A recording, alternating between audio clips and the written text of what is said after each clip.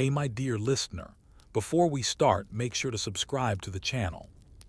Comment down where are you from and what's your time right now. Let's jump into the video. Now we begin with story 1, the temple builders of Karnak. You are standing on the east bank of the Nile, surrounded by dust, flies, and the faint scent of wet earth. In the distance, the sun rises over a sea of columns. Karnak, not yet the grand complex it will one day become, but already sacred, already political. This is not just a temple, it is the machinery of an empire built in limestone. Karnak was never just a single building. It was and remains a process and accretion of belief and administration, layer by layer, stone by stone, for more than 2,000 years. When it began during Egypt's Middle Kingdom, around 2000 BCE, it was little more than a modest sanctuary to the god Amun. But as the rulers of Thebes rose to national prominence, so too did their temple. What made Karnak different was not just its size, it would eventually be the largest religious complex in the ancient world, but its function. Here, architecture became policy, theology became infrastructure. The political priesthood. Early on, the temple was closely tied to Theban rulers trying to assert dominance over a fragmented Egypt. Temples were not just places of worship, they were landholders, tax collectors, and employers. The priests of Amun were not isolated mystics. They were bureaucrats, engineers, and political agents. They managed fields, granaries, construction teams, and sometimes even military logistics. A significant portion of Egypt's agricultural land was temple-owned, often gifted by pharaohs in exchange for divine favor, real or performative. In return, priests kept the gods happy, or at least, they performed rituals that made it look like the gods were being kept happy, thus justifying continued rule. This was not a cynical exchange, it was survival, institutionalized. Each day, the god Amun, believed to reside within the temple in statue form, was awoken with incense, dressed in linen, fed with offerings, and serenaded with hymns. These rituals were performed in precise order on strict schedules, often without an audience. The people did not enter these sacred precincts. This was statecraft, not community religion. Building for the gods with the state's wallet. Stone construction in Egypt was a matter of record-keeping as much as artistry.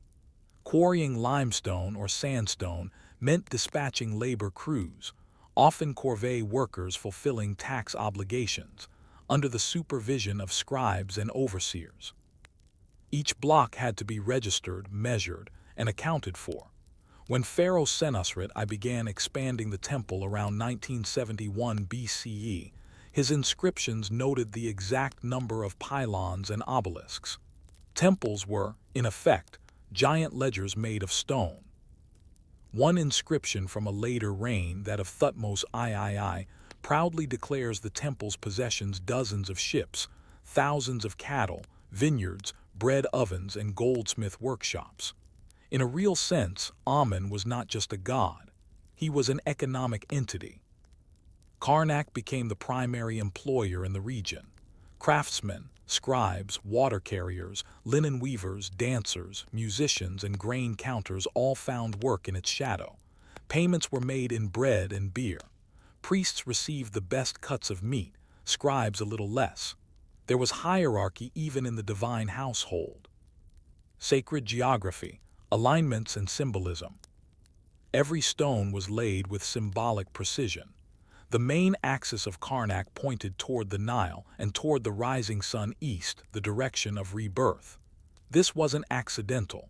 The placement reinforced divine legitimacy. The king, reborn like the sun each morning, walking the same sacred path.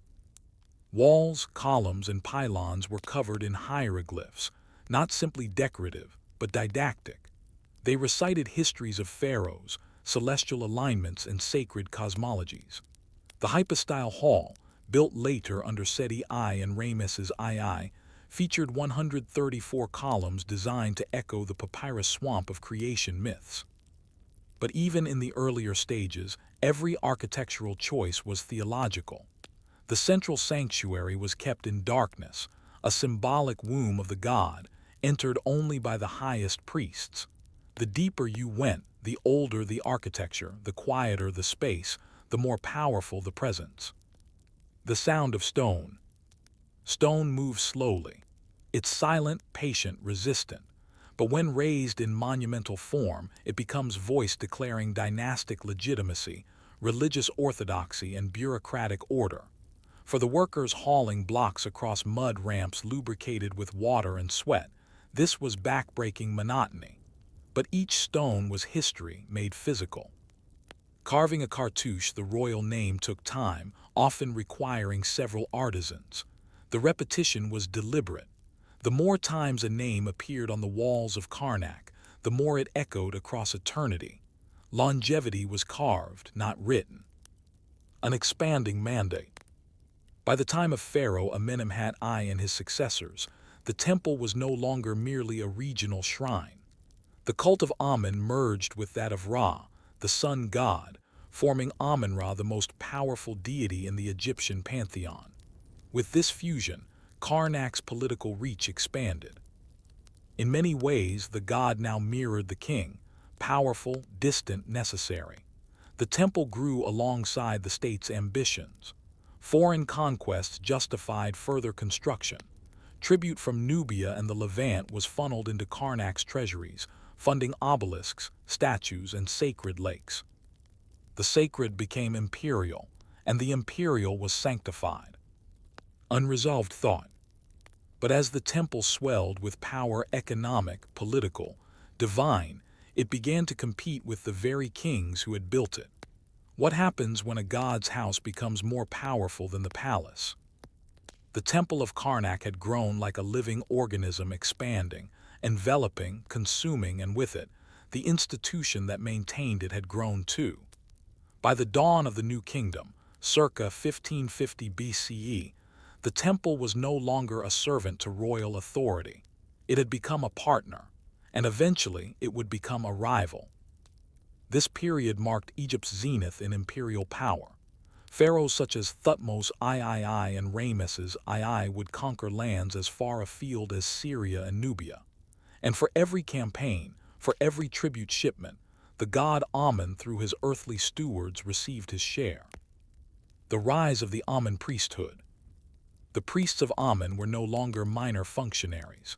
They held titles like God's Father and Chief Prophet of Amen. But these were not merely ceremonial roles. The high priest of Amen controlled vast estates, commanded labor forces in the tens of thousands, and maintained his own records, distinct from the royal court. The temple had become a parallel government. By the time of Thutmose III, R 1479–1425 BCE, Karnak's income from landholdings alone made it the largest landowner in Egypt, rivaling the pharaoh himself. One stela records that Amen owned more than 400,000 cattle and 83 ships. He had 2,000 gardeners tending to sacred groves. There were more than 60 granaries under temple control. The scale is staggering yet quietly managed. These priests didn't march in parades. They moved paper. They organized wheat. They issued detailed instructions for bread ovens and boat repairs. Their power was in continuity, not spectacle. And still they built. The Great Expansion, Amenhotep III and Ramesses II. Under Amenhotep III, R 1386–1349 BCE, Karnak became more than just Amen's domain. It became a stage for royal propaganda, reaffirming divine right through stone. This was the period of colossal statuary, vast colonnades, and enormous pylons. But architecture is expensive, and priests are exacting. For every statue erected in Amenhotep's likeness, the temple needed resources. The Nile's annual flooding became more than an agricultural event, it was the tide that dictated construction budgets. A failed flood meant a failed harvest.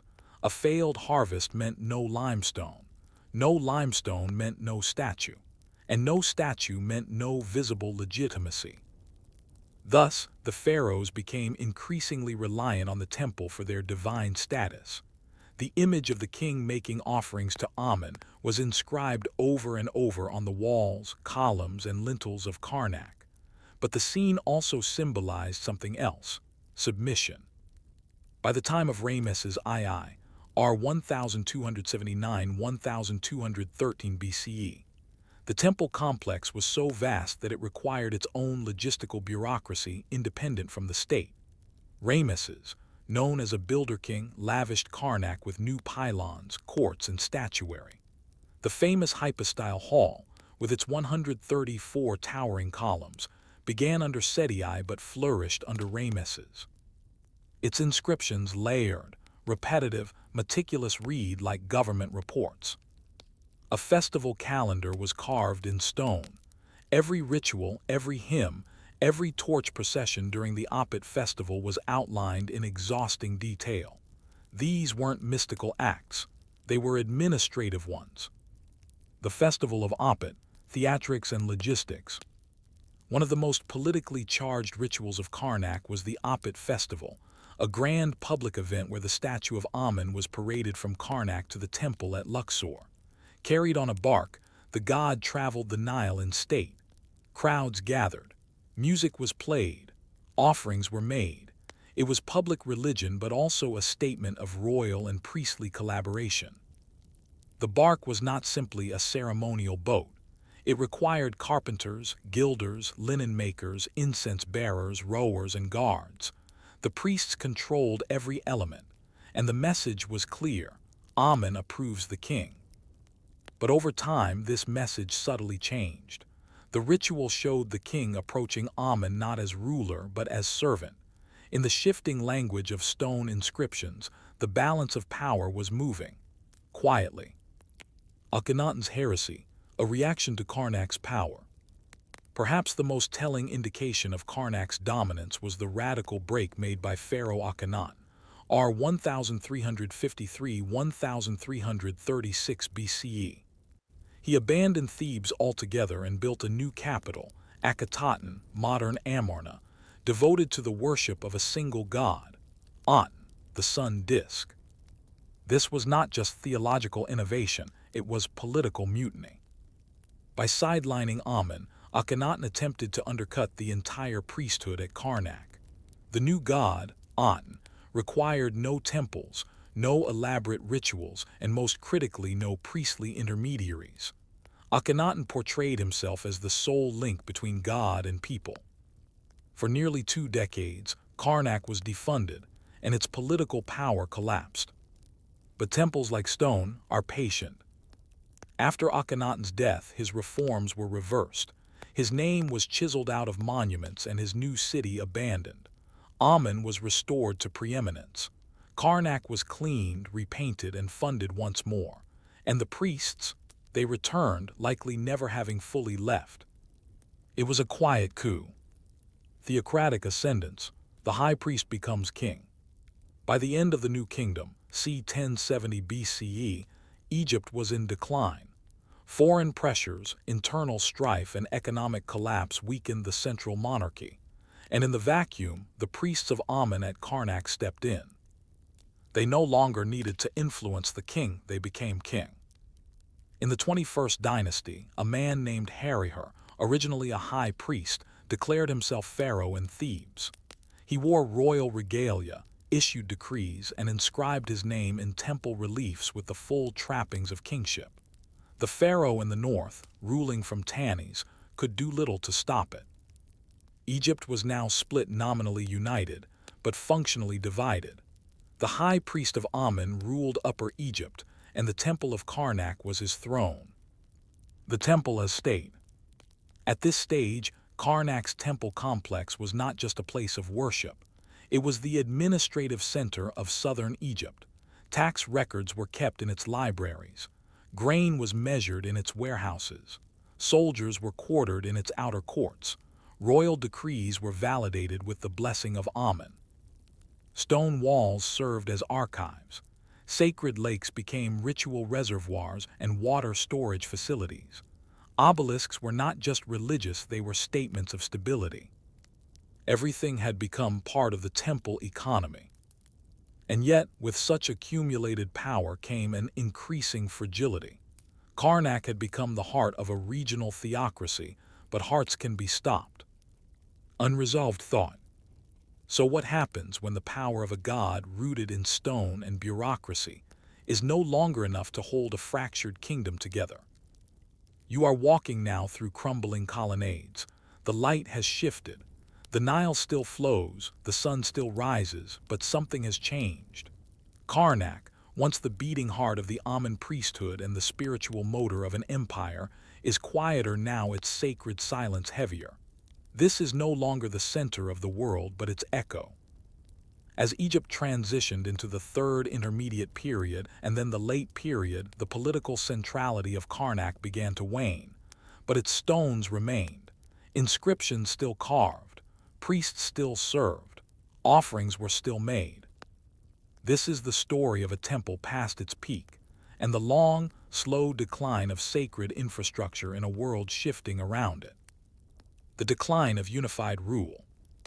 After the 21st dynasty, Egypt fragmented into multiple power centers: Tanis in the delta, Thebes in the south, and Libyan dynasts with shifting alliances competed for dominance. Karnak remained significant but no longer supreme. The temple and the god Amun were now regional powers. The high priest of Amun continued to act with relative autonomy, but without the full backing of a unified monarchy, the scale of temple operations changed. Fewer obelisks were erected, fewer new pylons commissioned. Maintenance began to overtake construction. Stone doesn't just reveal ambition, it also reveals inertia. Some pharaohs still gave gifts to Karnak. Others favored competing gods, especially Ptah in Memphis or Osiris in Abydos. The theological monopoly Amun once held began to splinter. Libyans and Kushites, new powers, old stones. Ironically, as native Egyptian power weakened, foreign rulers turned to Karnak as a symbol of legitimacy. The Libyan-descended rulers of the 22nd and 23rd dynasties made offerings at the temple, even if they ruled from elsewhere. Karnak was too sacred, too ancient to be ignored. Then came the Kushites from Nubia. Ruling as the 25th dynasty, these black pharaohs saw themselves as restorers of Egyptian tradition. Kings like Pe and Taharqa poured resources into Karnak, restoring defaced reliefs, rebuilding chapels, and carving new inscriptions. But even their interventions were conservative. Karnak was a monument to the past, a museum more than a tool of power.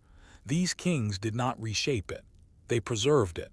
They respected its sacred geometry, its cosmic symbolism. They paid homage.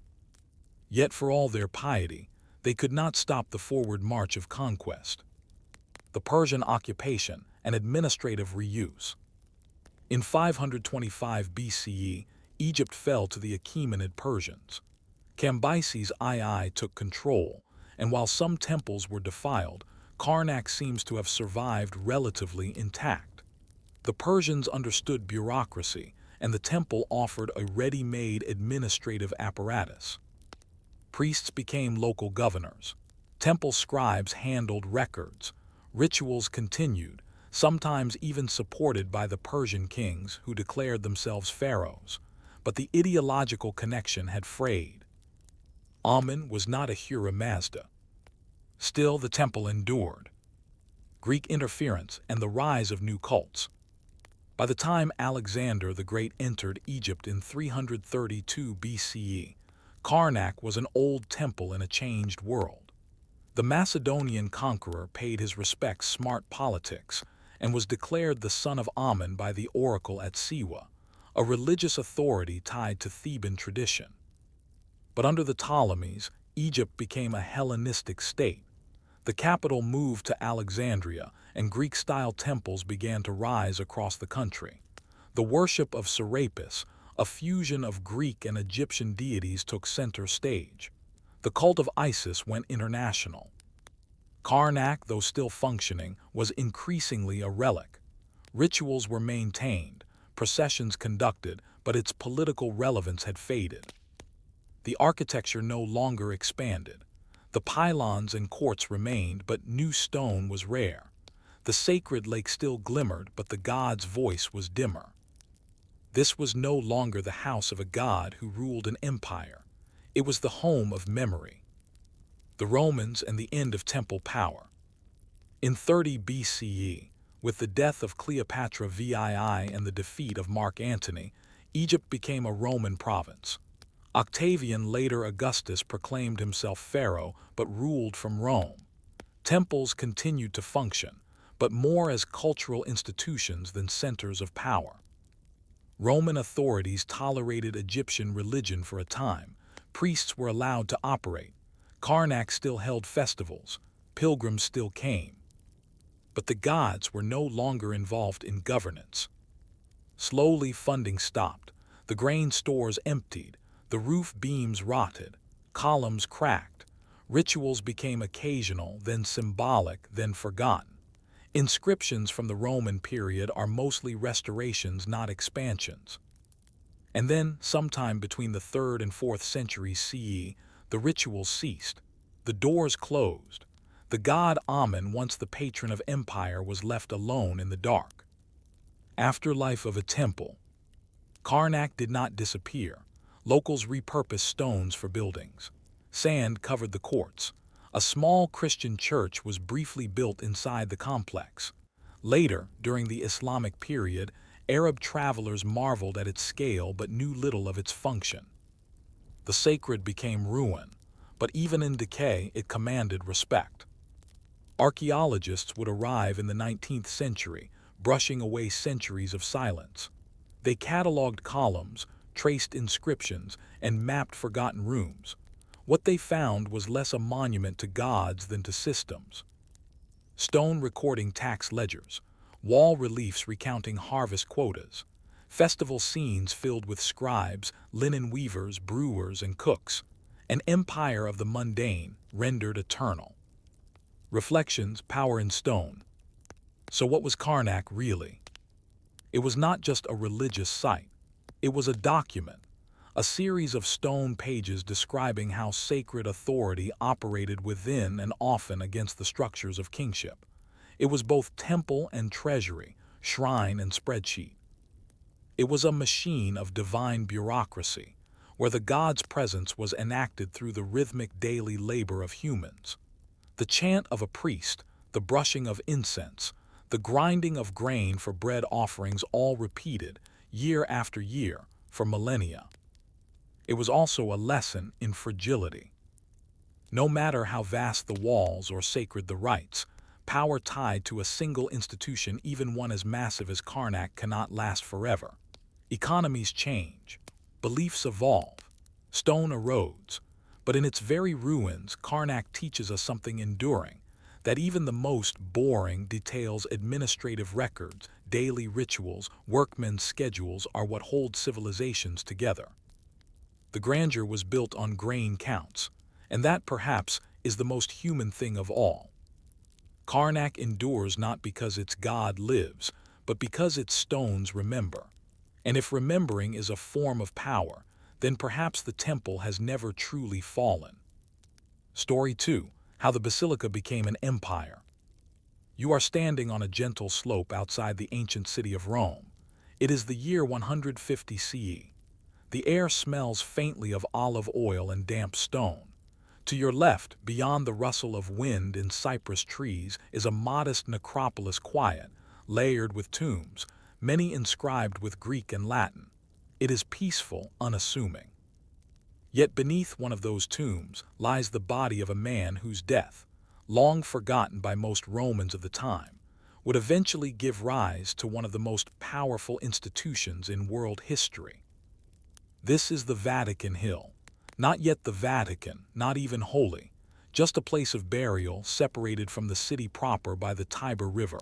But buried somewhere here is Peter, apostle, martyr, and future saint. At the time, it would have been difficult to imagine that this quiet patch of graves, far from Rome's temples and forums, would one day be the epicenter of global Catholicism. There is no dome, no basilica, no papacy, only memory, and memory is a slow builder. Peter's death and the memory of martyrdom. According to early Christian tradition, the Apostle Peter was crucified upside down in Nero's circus around 64 CE during one of the first major persecutions of Christians. The Roman historian Tacitus describes the brutality of the spectacle: Christians smeared with pitch and set alight to serve as torches in Nero's gardens. The circus stood adjacent to the Vatican Hill, which was outside the Pomerium, the sacred boundary of Rome. Being buried outside city limits was customary.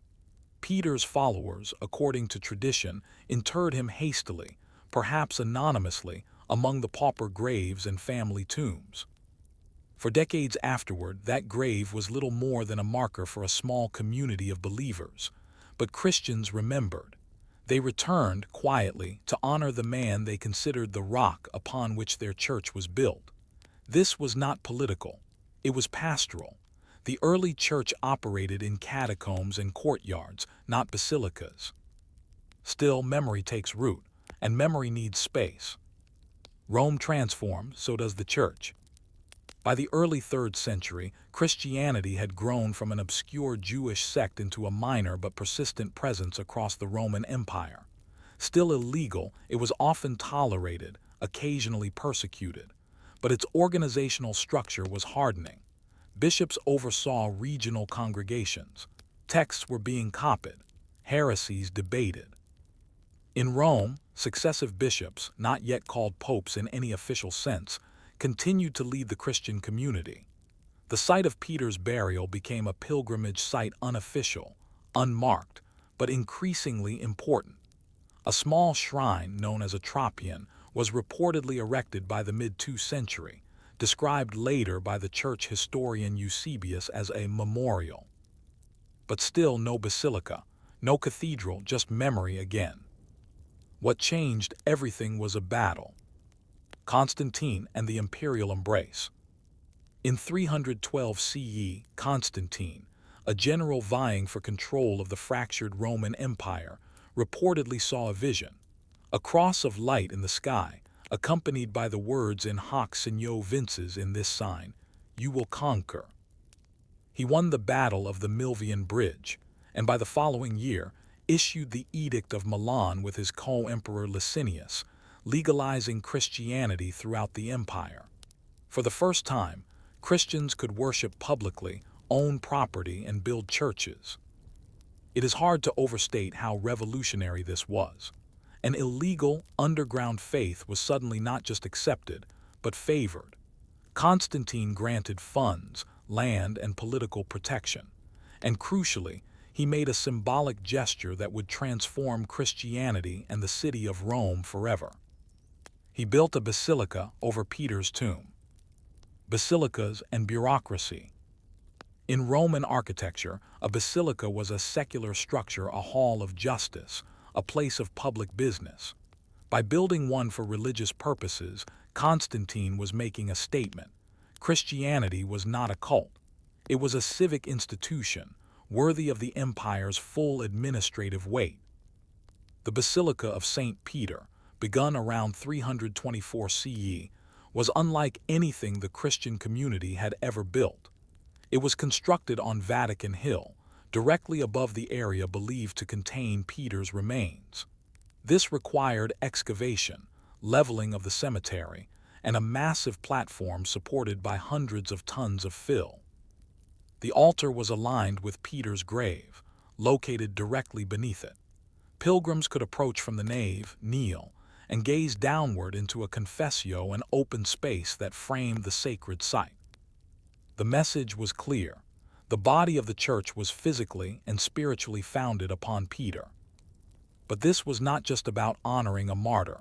It was about creating a sacred center, a headquarters, a space that functioned administratively, liturgically, and ideologically.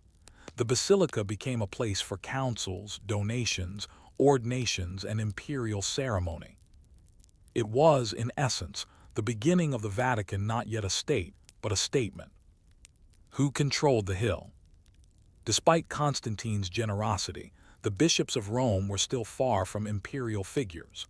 The Church in the early 4th century remained a decentralized network of bishops and communities. Doctrinal disputes raged. The Council of Nicaea in 325 was called not by a pope, but by Constantine himself. The Bishop of Rome did not preside. Still, something was shifting. The Bishop of Rome now controlled a church built by an emperor, one that housed the bones of the foremost apostle. This elevated status, combined with Rome's symbolic centrality as the former capital of the empire, gave the Roman bishop a certain soft power. Letters were sent to and from the basilica. Clergy traveled there to be ordained. Disputes were appealed to its doors. Bit by bit, Peter's resting place became the administrative pivot of a growing ecclesiastical web. The burial hill was becoming an institution. Architecture as authority. The design of the Constantinian basilica reinforced hierarchy. It had a long nave separating laity from clergy. A raised apse placed the bishop in visual command. The use of imperial motifs, columns, marble, gold leaf borrowed the aesthetics of Rome's secular power and placed them in Christian hands. Even the entrance was symbolic. One approached from the east, walking westward toward the altar and Peter's grave, symbolically turning away from the rising sun and toward spiritual light. It was, quite literally, a space where earthly authority gave way to sacred memory. And the more that memory was institutionalized through liturgy, architecture, and administration, the more powerful the space became. But the basilica's position was never secure. Rome itself was beginning to decline. Invasions, plagues, and political fractures were coming. Would Peter's Hill remain a seat of power when the city itself teetered on the edge of collapse? Unresolved thought. How does a sacred memory, anchored in one man's tomb, survive the fall of the city around it and eventually claim power over emperors themselves? The Roman Empire, once stretching from the highlands of Scotland to the sands of Syria, began to crack quietly, then violently. In the 4th and 5th centuries, as political centers shifted, emperors died or fled, and armies mutinied, the unthinkable became real. Rome fell. But Peter's basilica remained. Not untouched, not unshaken, but present, and presence physical, continuous, enduring is a kind of power. This is the story of how a sacred hill, once a place of martyrdom, became not just a church, but a seat of survival. As emperors disappeared and barbarians advanced, the Bishop of Rome stepped into a space once reserved for Caesars. And the Basilica of Peter, already old by the time the empire crumbled, quietly transformed into something it had never been intended to be: a throne. The fall of Rome and the persistence of ritual. In 330 CE, Constantine moved the imperial capital to Byzantium, renaming it Constantinople. Rome, the heart of empire for centuries, was no longer the administrative center. The city, though still symbolic, entered a period of slow decline. Churches continued to operate, bishops still preached, but as imperial resources flowed east, public services in Rome began to falter. Aqueducts failed, roads deteriorated, grain shipments dwindled, and by the late 4th century, Rome was vulnerable. In 410 CE, the Visigoths under Alaric sacked the city. It had been nearly 800 years since a foreign army had entered Rome. The psychological impact was profound. Pagan writers interpreted it as divine punishment for abandoning the old gods. Christian writers scrambled to reassure the faithful. Augustine began writing The City of God, framing the spiritual city as eternal even if the earthly one fell. Through it all, the Basilica of Peter stood, its roof intact, its altar maintained, pilgrims still visited, rituals still performed. In a time of collapse, continuity mattered more than ever. The Bishop of Rome becomes the city's administrator. By the late 5th century, the Western Empire was effectively gone. In 476 CE, the last Roman emperor in the West, Romulus Augustulus, was deposed. The Eastern Empire, Byzantium, continued to thrive, but in the West there was a void. And voids are rarely empty for long. Into that vacuum stepped the Bishop of Rome, now commonly referred to as the Pope, though the term had not yet become exclusive. Over the next 2 centuries, the popes would become more than religious figures. They became city governors, diplomats, mediators, and caretakers. The Basilica of St. Peter became a civic space as much as a sacred one. Donations were collected, clergy were trained, orphans sheltered, grain was distributed during times of famine. Pope Leo I reigned 440–461, famously negotiated with Attila the Hun in 452, persuading him to spare Rome. It's unclear exactly what was said, but the image of the Pope riding out to meet a barbarian king stuck in the collective memory of Europe. It was a sign that, in the absence of an emperor, the Pope could act. That act, diplomatic, symbolic, and administrative, was the foundation of the papal office as a sovereign force. Justinian, Byzantium, and distant authority. In the 6th century, the Eastern Roman Emperor Justinian sought to reclaim the West. His armies, under generals like Belisarius, retook parts of Italy. Rome was briefly under imperial control once again, but the wars devastated the countryside. During this time, Pope Gregory the Great emerged as a capable leader not because of imperial backing, but in spite of it. Gregory R. 590–604 was a Roman aristocrat turned monk who became pope at a time of famine, war, and plague. He used church funds to organize grain shipments from Sicily. He restructured ecclesiastical administration. He sent missionaries to England. He wrote extensively, not just theology but letters, administrative handbooks, and liturgies. Gregory's pontificate revealed something new. The church could govern without an empire. In fact, it was beginning to look like a state itself. And once again, at the heart of that spiritual state was St. Peter's Basilica. Pilgrimage and papal prestige. During the early medieval period, the idea of pilgrimage solidified. To visit a saint's tomb was not just an act of personal piety, it was a social and spiritual event. It required planning, funding, protection, and guidance. St. Peter's tomb, located directly beneath the basilica's high altar, became one of the most sought-after pilgrimage destinations in the Christian world. Pilgrims came from across Europe walking dusty roads, braving bandits, seeking intercession and healing.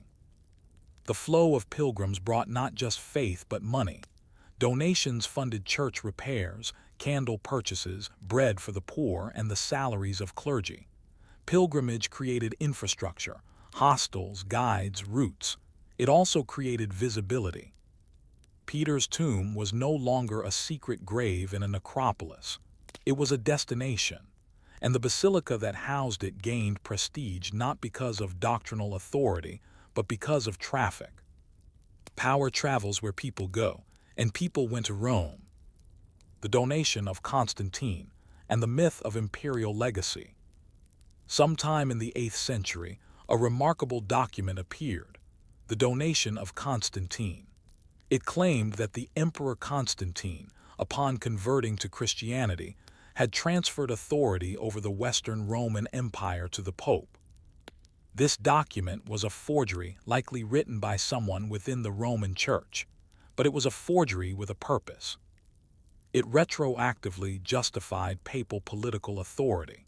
It explained why the Bishop of Rome could wield temporal power. And even though modern historians easily identify it as a medieval creation, it was accepted for centuries as legitimate. It was not forged power. It was forged memory used to reinforce real power. And that power was increasingly diplomatic. Franks, Germans, and the need for a new emperor. In 751, the Lombards, a Germanic people, threatened Rome. The Byzantine Empire, now distant and more concerned with defending its eastern borders, could not help. So Pope Stephen II turned elsewhere for the first time to the Franks.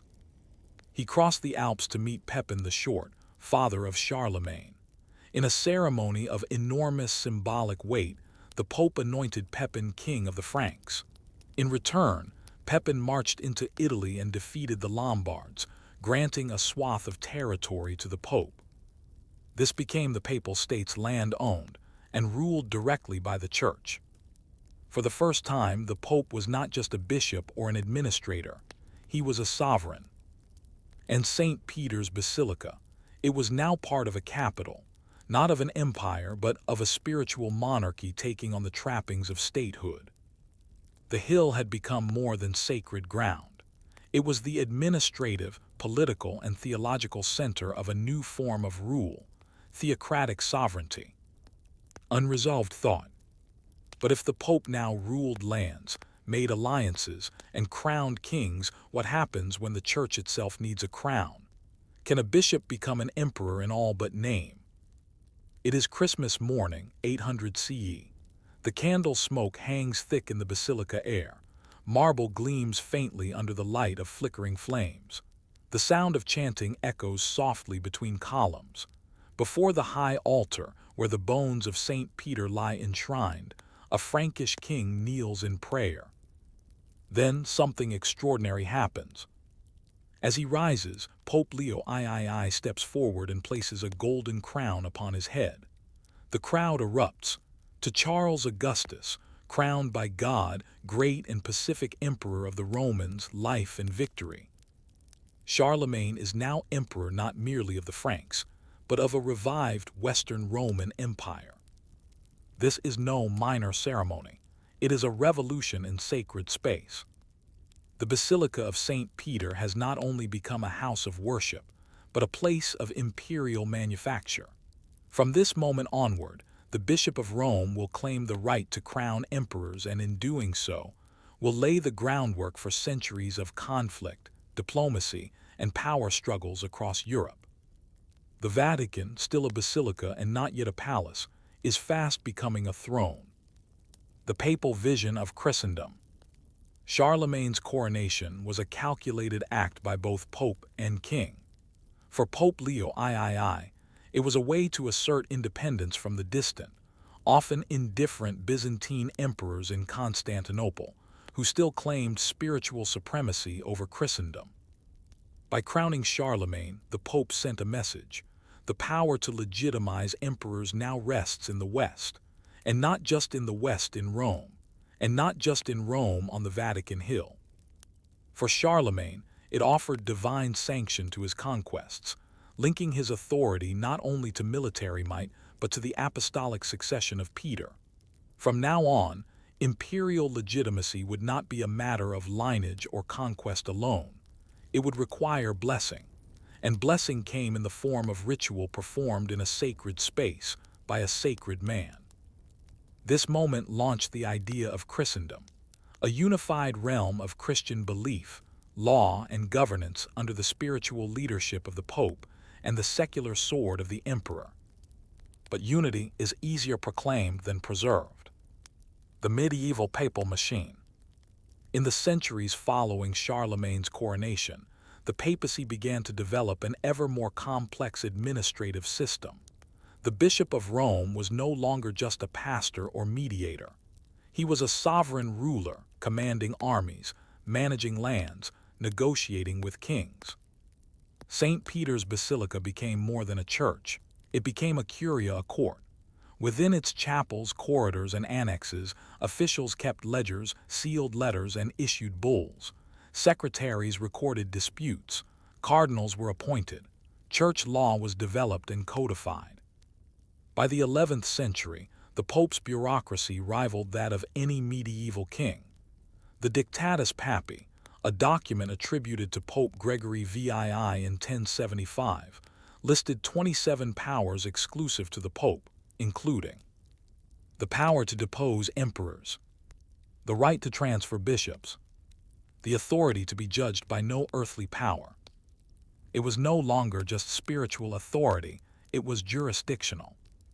And the heart of that authority was still symbolically tied to the bones of Peter beneath the basilica floor. The investiture controversy, and the battle for control. As papal power grew, so did resistance. In the late 11th century, a massive political crisis erupted, the investiture controversy. At its core was a simple but seismic question: who gets to appoint bishops, the Pope or the Emperor? Pope Gregory VII and Emperor Henry IV both claimed the right. The Pope excommunicated the Emperor. The Emperor declared the Pope deposed. It was a battle of writs, theology, and, eventually, armies.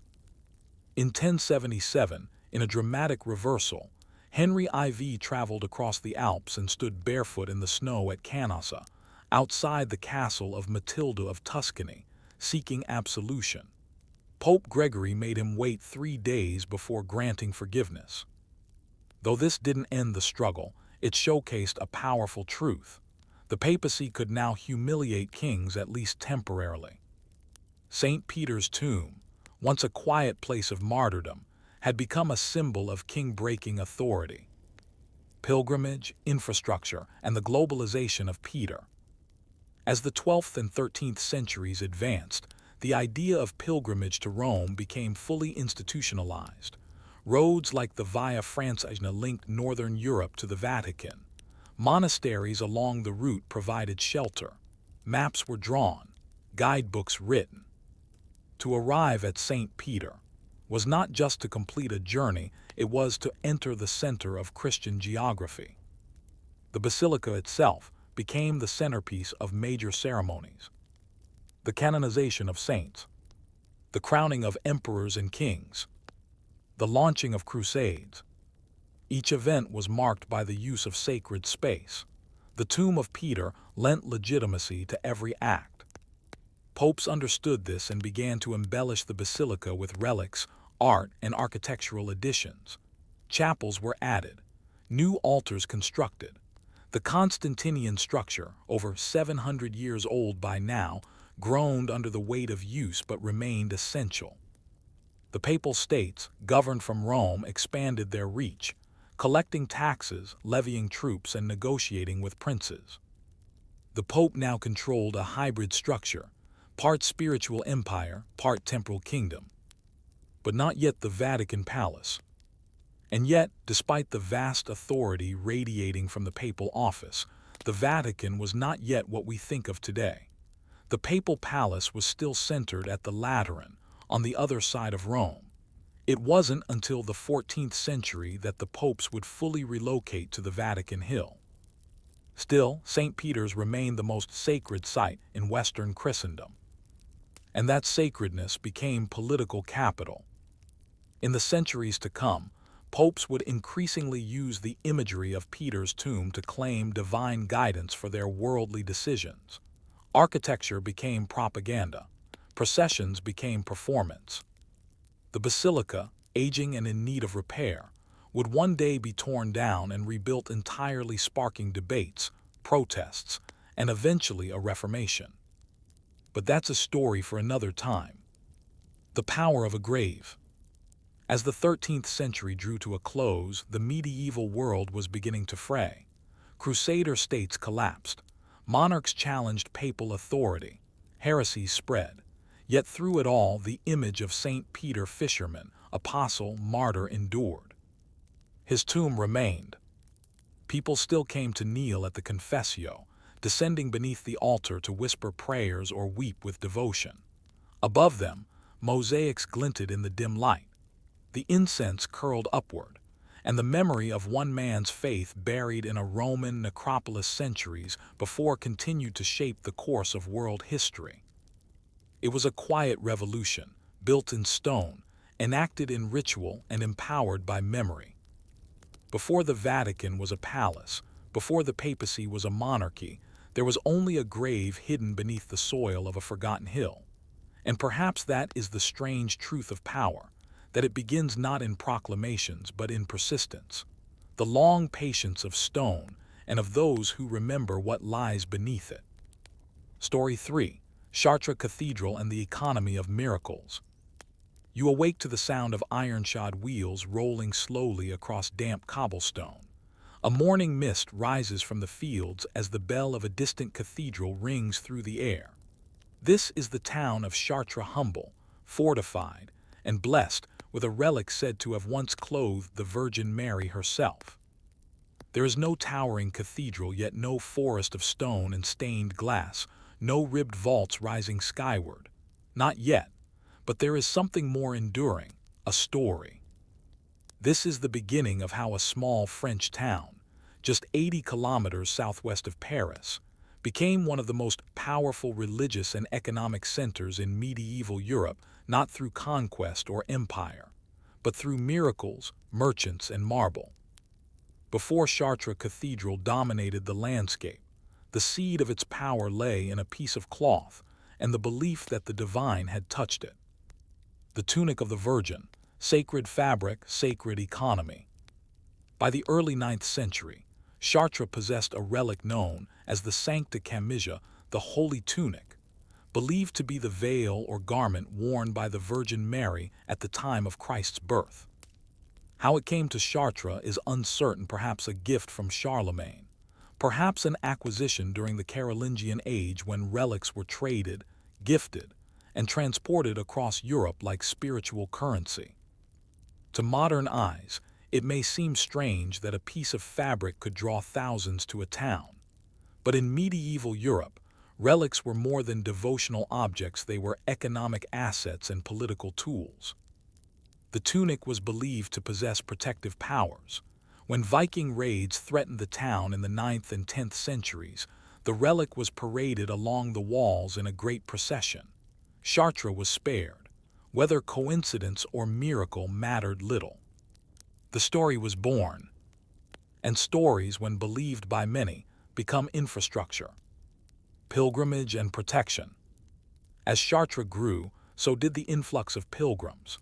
They came from across France, England, and the Holy Roman Empire, seeking healing, intercession, or simply the experience of being near the Virgin's garment.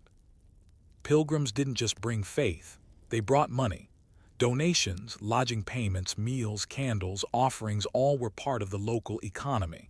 Artisans sold miniature reliquaries, monks copied prayers, bakers fed the crowds. The cathedral chapter, the administrative body of clergy managing the church, began keeping detailed records of income and expenses. The relic was stored in an ornate reliquary. Guards protected it. Public processions were held on feast days. The idea was clear.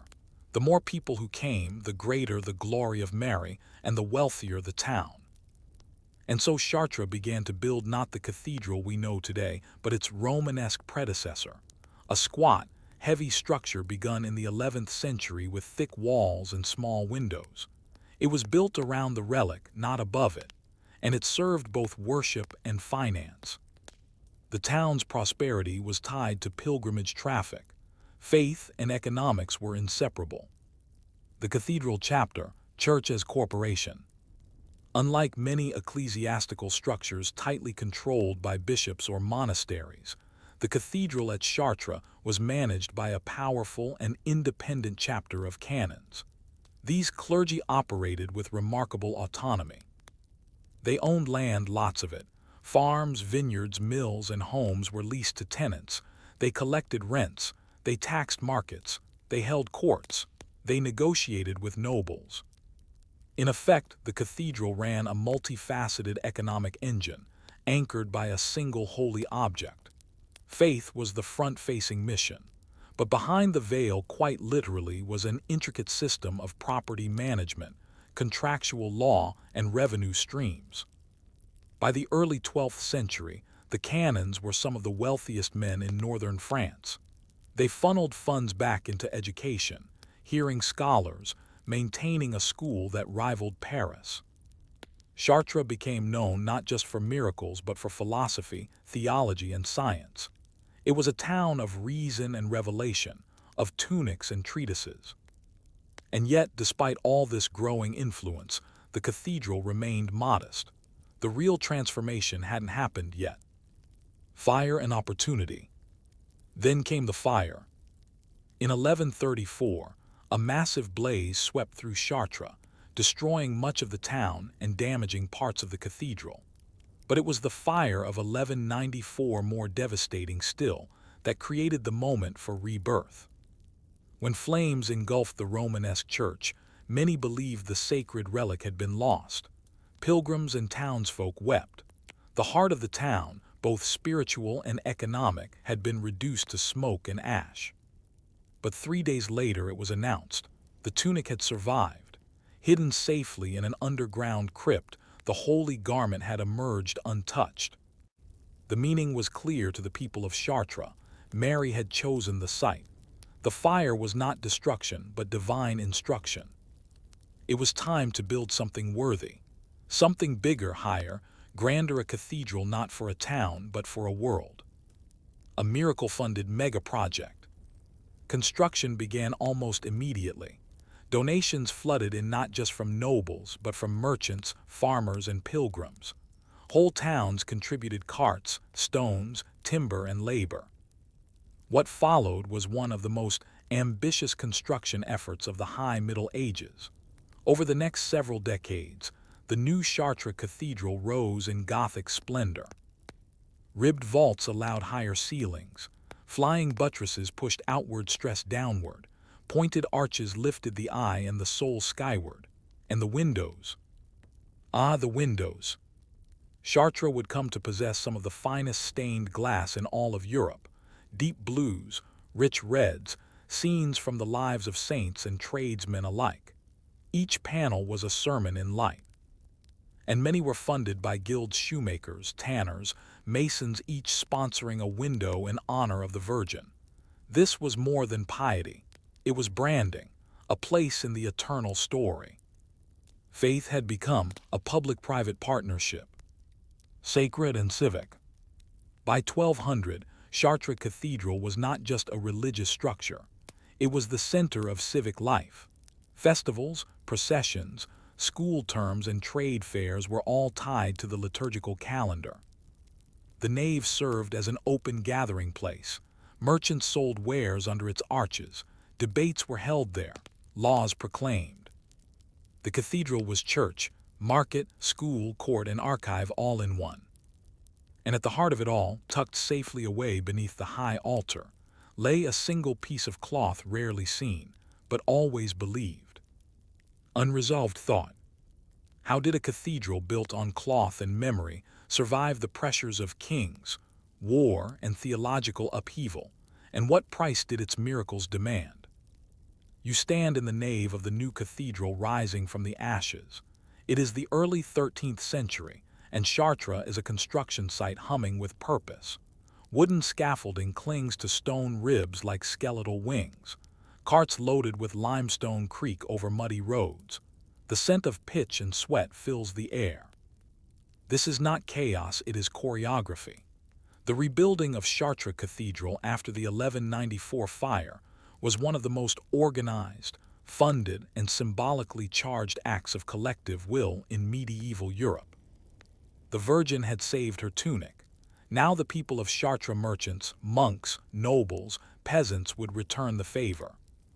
But this would be no mere reconstruction. This would be a new kind of space. Sacred, yes, but also urban, economic, social, and ideological. A cathedral not just built for miracles, but from them. Construction as a communal sacrament. Rebuilding the cathedral required more than stone. It required an entire society, and that society responded. Donations came from far beyond Chartres. Nobles offered land and coin. Townspeople pledged labor. Entire guilds offered their services. Masons, carpenters, glassmakers, blacksmiths, and hauliers. It was said that farmers from surrounding villages brought wagons of stone to the site without being asked, singing hymns as they walked. One chronicle reports that during construction, the very air of Chartres was filled with the sound of prayer and the ring of chisels. What made this moment so remarkable was not just the scale of devotion, it was the organization of it. The chapter of canons coordinated logistics with remarkable efficiency. Materials were sourced locally when possible: limestone from nearby quarries, timber from the Perche forests, but some came from further afield, lead for roofing, marble for columns, pigments for glass. Ledger books were kept, work schedules drawn, donors documented. The result was one of the earliest examples in medieval Europe of large-scale communal infrastructure management centered around a religious structure. Guilds and the stained glass economy. Among the most iconic features of the new cathedral were its 176 stained glass windows. More than art, these were sacred storyboards, each panel a visual liturgy, designed to teach the illiterate and glorify the Virgin. What's less discussed, however, is who paid for them. Beneath many of the windows are donor panels, images of guild members offering their tools, wares, or services to Mary. The shoemakers, the butchers, the wheelwrights, the tanners, the bakers. Each guild effectively sponsored a window, an act of piety, but also a public relations strategy. By placing their professions into the sacred story, they were sanctifying their labor. Commerce became devotion. Industry became theology. In return, they gained prestige and influence within the city. Their gifts weren't taxed. Their processions led civic festivals. Some even participated in local governance. The cathedral, in this way, became not just a church but a civic monument to collective labor, one where glass and grace met in mutual recognition. The iconography of order. The windows told stories, but they also structured understanding. In the 13th century, most people could not read, but they could look, they could interpret, they could remember. Scenes from the Bible creation, the Passion, the lives of saints were paired with depictions of daily work. One famous panel shows wine merchants carefully measuring their barrels. Another shows bakers kneading dough. These were not merely depictions of jobs. They were allegories of divine order. Each profession, each tool, had a place in the sacred schema. Labor was not just necessity, it was holy obligation. Work was worship, and the cathedral was the visual theology of it. In a way, Chartres became an early form of didactic economy, teaching people how to live rightly through images of work, faith, and ritual. And the result was an orderly society rooted not in royal edicts, but in sacred narrative. The labyrinth, pilgrimage without travel. At the heart of the cathedral floor lies the labyrinth, a circular stone path set into the nave. Pilgrims would walk it slowly, often on their knees, reciting prayers with each step. Why? Not everyone could afford to go to Jerusalem or Santiago. The labyrinth became a symbolic pilgrimage, a journey of the soul compressed into architectural space. Walking it was a spiritual act. It was also a theological statement. The way to God is long, winding, and internal. The cathedral thus became Jerusalem in miniature, a sacred space that collapsed geography into liturgy. It was a reminder that Chartres was not just a town, it was a gateway to eternity. And this theological centrality gave the canons yet another tool: jurisdiction, ecclesiastical immunity, and legal autonomy. The chapter of canons held immunity from secular law. Chartres Cathedral and its surrounding precincts were sanctuary zones, places where fugitives could not be arrested, where debts could not be enforced, and where church courts reigned supreme. This immunity allowed the cathedral to operate as a legal and political enclave. Disputes were resolved under canon law. Land transactions were recorded under church seals, taxes collected by clergy. Even nobles tread carefully within the shadow of the cathedral. At one point in the early 13th century, a local count attempted to impose a toll on pilgrims entering the town. The canons threatened excommunication.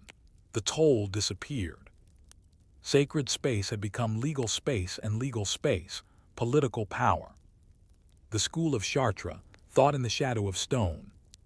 Chartres was not just a place of work and worship, it was a place of thought.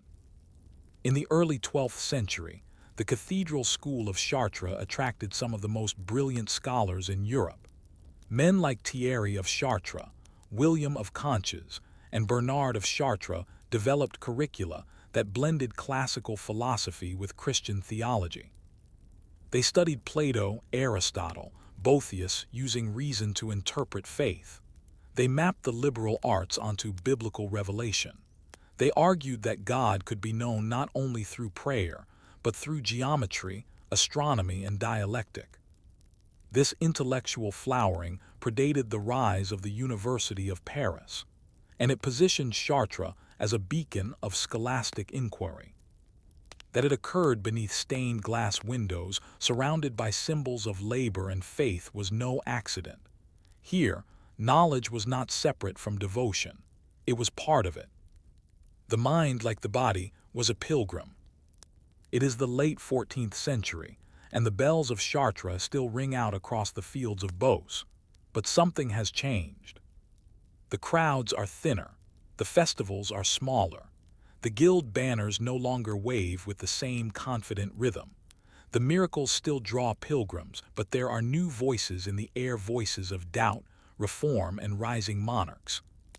Chartres Cathedral, once the heart of a sacred economy, has become a stage for quiet tension.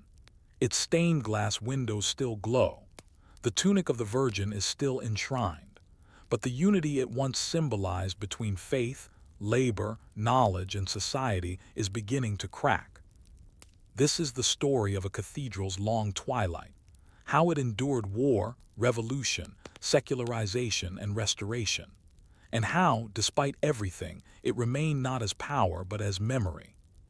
Monarchs and marginalization. In the 14th and 15th centuries, the center of power in France began to shift. Kings consolidated authority.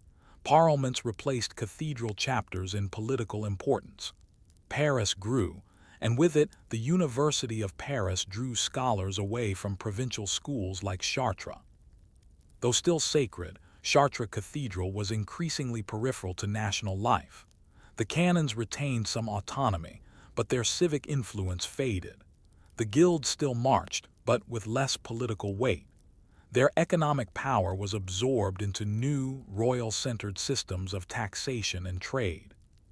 Pilgrimage, too, began to decline slowly but surely. Wars, especially the 100 Years' War, made travel dangerous. Roads were no longer safe, and the plague depopulated whole regions. The cathedral's income shrank. Maintenance was deferred, the glass cracked. Yet the structure stood. The Reformation and the quiet cathedral. When the Protestant Reformation swept through Europe in the 16th century, it struck at the very heart of what Chartres represented. Pilgrimage, superstition. Relics, idolatry. Saint distractions. Guild-sponsored glass, irrelevant to Scripture. In Northern Europe, cathedrals were stripped bare, images smashed, relics burned. France, though Catholic, was torn by its own internal conflicts. Protestant Huguenots attacked churches and clashed with Catholic forces. In 1568, Chartres Cathedral was sacked by a Huguenot mob.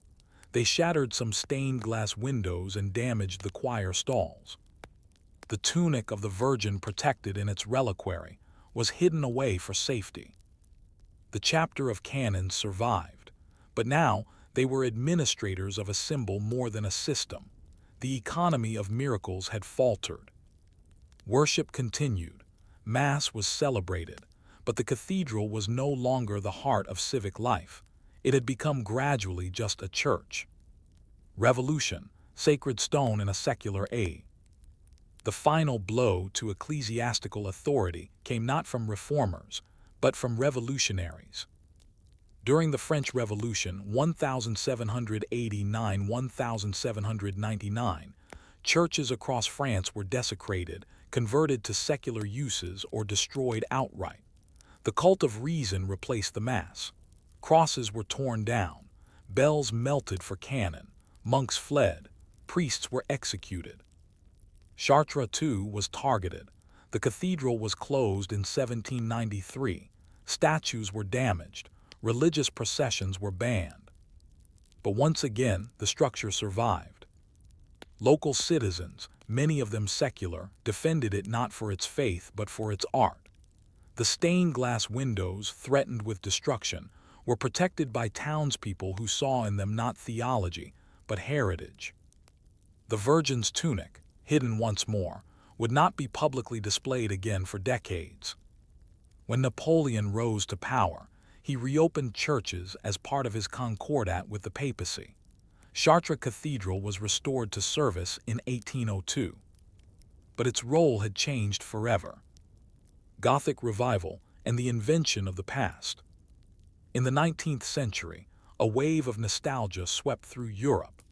As industrialization erased medieval landscapes, romantic thinkers and artists began to celebrate what had been lost. Chartres became a national monument, less a working church, more a symbol of French identity. Writers like Victor Hugo exalted Gothic cathedrals as the soul of a vanished world. Restoration efforts began in earnest. The famed architect Eugene Viollet-le-Duc, known for his work on Notre Dame, proposed interventions at Chartres as well. The stained glass windows were cleaned, documented, and in some cases carefully repaired using colored glass made by 19th century artisans. But restoration is interpretation. What was restored was not necessarily what had been. In this period, Chartres became timeless, frozen in its 13th century glory, even as it was adapted for modern use. The relic remained, but the miracles no longer structured the economy. The guilds were gone. The processions thinned. Still, the cathedral spoke. Two wars and the shielding of light. In the 20th century, war once again came to Chartres. During World War I, the cathedral stood untouched, but in World War II, it came under threat. In 1944, as Allied forces pushed toward Paris, Chartres came under suspicion. German troops had occupied the town. American commanders considered bombing the cathedral, fearing it was being used as an observation post. But one man, Colonel Wellborn Griffith, defied the order. He drove into enemy territory, confirmed that no German forces occupied the cathedral, and radioed back a stand-down. Shortly after, he was killed. Because of his actions, Chartres Cathedral was saved. The stained glass, which had been removed and stored for protection, was reinstalled after the war. Once again, the building had survived a storm, not of fire this time, but of ideology. Chartres today, a memory you can walk through. In the 21st century, Chartres Cathedral is a UNESCO World Heritage Site. Pilgrims still come, though many are tourists. The windows still shine. The labyrinth is still walked. Mass is still said. The tunic of the Virgin, now encased in gold and glass, is shown on special feast days. But few believe it protects the town from fire. Few expect it to heal. The age of the economy of miracles has passed. Yet people come. They kneel, they look. They linger beneath the blue light cast through medieval glass. They run their fingers over cold stone carved 800 years ago. They try to feel something, an echo, a presence, a silence that says, "This mattered." And it still does. Chartres no longer structures the world, but it remembers a time when faith and economy, stone and story, were not separate, when a tunic could build a town, when work was worship, when glass could preach. And perhaps that's enough. Chartres endures not because of what it does, but because of what it reminds us, that once entire cities were built around belief, and belief itself was built, window by ordinary hands. Story 4, Angkor Wat, Temple, State and Water Control. You are standing in the still humidity of a tropical forest in what is now Cambodia. The sky is a gray-blue dome above a dense canopy. The air hums with the sound of insects and the occasional splash of water birds rising from rice paddies. But ahead of you, something emerges, stone, symmetrical, immense. A temple rises from the jungle floor, not in ruins but in perfect geometry. Angkor Wat, its 5 towers mirrored in the moat that surrounds it. It is still. It is vast. It is improbable. It is not just a place of worship. It is the visible form of an empire's mind. This is not merely a monument to a god. It is a map of power, cosmic, political, economic, rendered in sandstone. Angkor Wat is often described as the largest religious structure in the world, but its true significance is harder to see. It was built not to impress the gods, but to organize a state. And its foundations are not in faith alone, but in water. The Khmer Empire, Earth Empire and Divine Kingship. To understand Angkor Wat, one must begin with the Khmer Empire, which dominated much of Southeast Asia from roughly 800 to 1400 CE. At its peak, it stretched across parts of modern-day Cambodia, Thailand, Laos, and Vietnam. The empire's capital, Angkor, was not a single city but a vast, sprawling region of urban, agricultural, and ceremonial zones covering more than 1,000 square kilometers. Roads linked it to distant provinces. Reservoirs fed its fields. Temples marked the landscape like stars in a constellation. At the center of this empire was the Devaraja, the god king. Khmer rulers were believed to embody divine essence, often equated with Hindu deities such as Vishnu or Shiva. To rule was to be more than human, but such power needed to be seen, measured, ritualized. That's what Angkor Wat was for. Built in the early 12th century by King Suryavarman II, Angkor Wat was a temple but also a cosmogram, a royal mausoleum, and a political diagram carved into the land itself. It was the state in stone. Why build so big? Suryavarman II reigned during a time of expansion and consolidation. He needed to legitimize his rule, unify a diverse population, and impress both allies and rivals. Temples had long been instruments of political messaging in Southeast Asia, but none had attempted what he envisioned. Angkor Wat was not constructed in a central square of a capital. It was a city temple unto itself, surrounded by a massive moat, with an area of more than 160 hectares. That's larger than many medieval European cities. It was oriented to the west, not east, like most Hindu temples, likely symbolizing death, hinting at its function as a mausoleum for Suryavarman himself.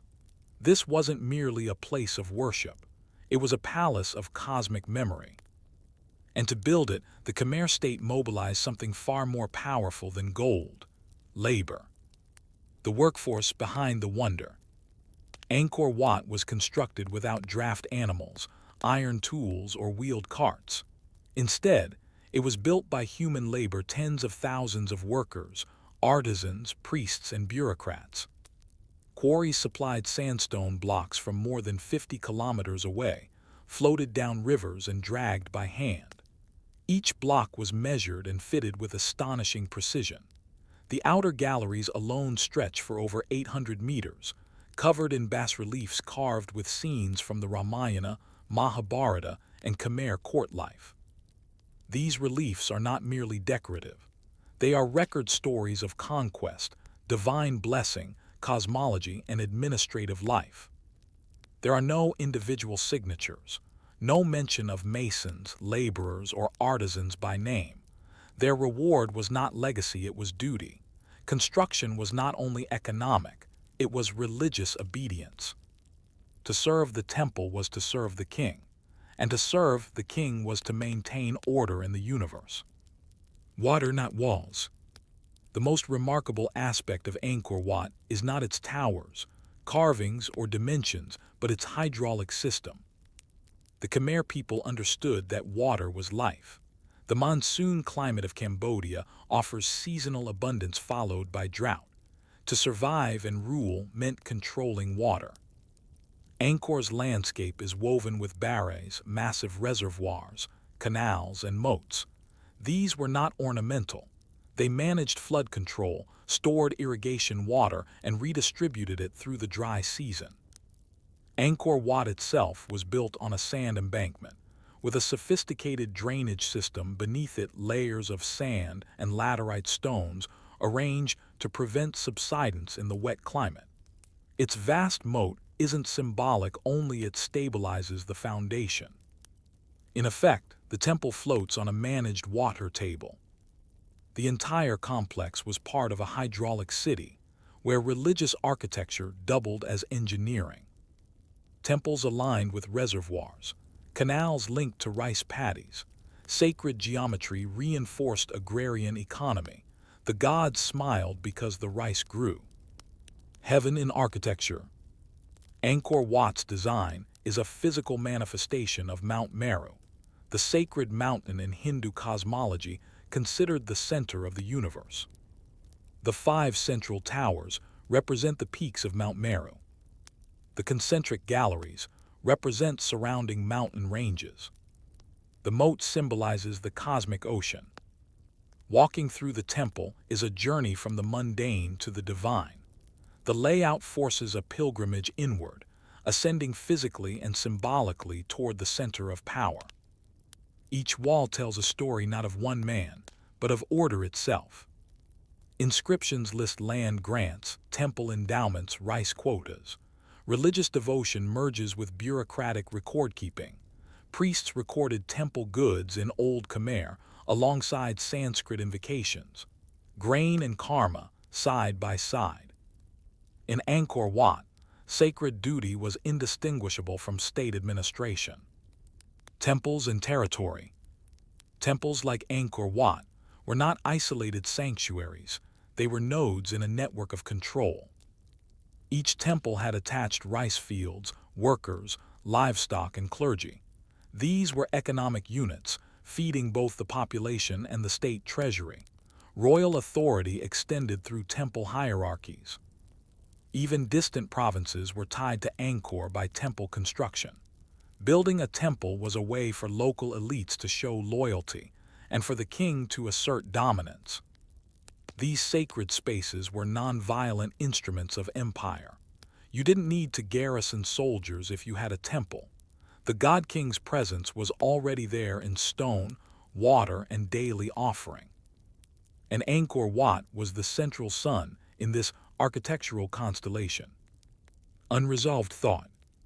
But what happens when the delicate balance of water, faith, and power begins to shift when the rains don't come? The canals break, or rival kings build temples of their own. The towers of Angkor Wat still rise above the forest. The moat remains serene, but something beneath the surface has shifted. It is the late 12th century, and the Khmer Empire is beginning to crack, not visibly, not suddenly, but like slow pressure building beneath stone. Rice yields are inconsistent. The monsoon patterns are more erratic. Border territories strain under the weight of central control, and the intricate web of waterworks, the hydraulic lifeline of Angkor, is beginning to falter. Temples are still built. In fact, they multiply. But these new sanctuaries are different. They face different directions, honor new gods, and hint at new centers of power. Angkor Wat remains a monument, a mausoleum, a cosmic model, but it is no longer the center of the universe. Jayavarman VII and the Buddhist Revolution. Around 1181 CE, a new figure rises to power. Jayavarman VII, perhaps the most prolific builder king in Khmer history. He defeats invading Kham armies, reasserts royal dominance, and launches an unprecedented building campaign not just of temples, but of roads, hospitals, rest houses, and reservoirs. But his reign marks a religious turning point. For centuries, Khmer rulers had honored Hindu gods, typically Vishnu or Shiva. Jayavarman VII is different. He is a Mahayana Buddhist, and he shifts the empire's religious ideology with him. The temples he builds like Bayon, Ta Prohm, and Pre Khan reflect Buddhist cosmology, not Hindu. In the heart of Angkor Thom, a new capital city, he erects Bayon, a temple with massive, serene faces carved into its towers, perhaps images of the king himself, merged with the Bodhisattva Avalokitesvara. This new cosmology is not just spiritual. It represents a reorientation of political legitimacy. Jayavarman VII is not just a god-king. He is a compassionate ruler, a divine administrator serving his people through public works and merit-making. But Angkor Wat, with its towering Vishnu symbolism and west-facing orientation, belongs to an earlier world. Its sacred geometry is not erased, but it is no longer the primary reference point. The capital has moved, the religion has shifted, the water is becoming harder to manage. The balance is unsteady. Temples everywhere, the politics of piety. Under Jayavarman VII and his successors, temples are built across the empire, hundreds of them, some grand, others modest. But this explosion of sacred architecture creates problems of scale. Each temple needs land, labor, and rice to sustain its rituals. Each one draws resources from its local community. The king grants fields, assigns stewards, appoints priests. But the system overextends. There are now too many temples competing for too few resources. The empire is agriculturally rich but administratively stretched. In a 12th century inscription at Pre-Con, temple lands are recorded in meticulous detail. How many rice fields, what types of servants, how many oxen. But this kind of statecraft is delicate. It depends on equilibrium. When rainfall patterns become less reliable, the system cannot easily adapt. And when local elites begin building their own temples, they decentralize religious authority. The result: temple inflation, spiritual, architectural, and economic. In a system where the king is both god and administrator, too many temples means too many gods and too many administrators. The clarity of divine rule becomes cloudy. Cracks in the hydraulic empire. Water is still flowing, but not always to the right places. Angkor's hydraulic system was built for stability. It captured wet season rains, stored them in barrages, giant reservoirs, and redistributed them through canals during the dry season.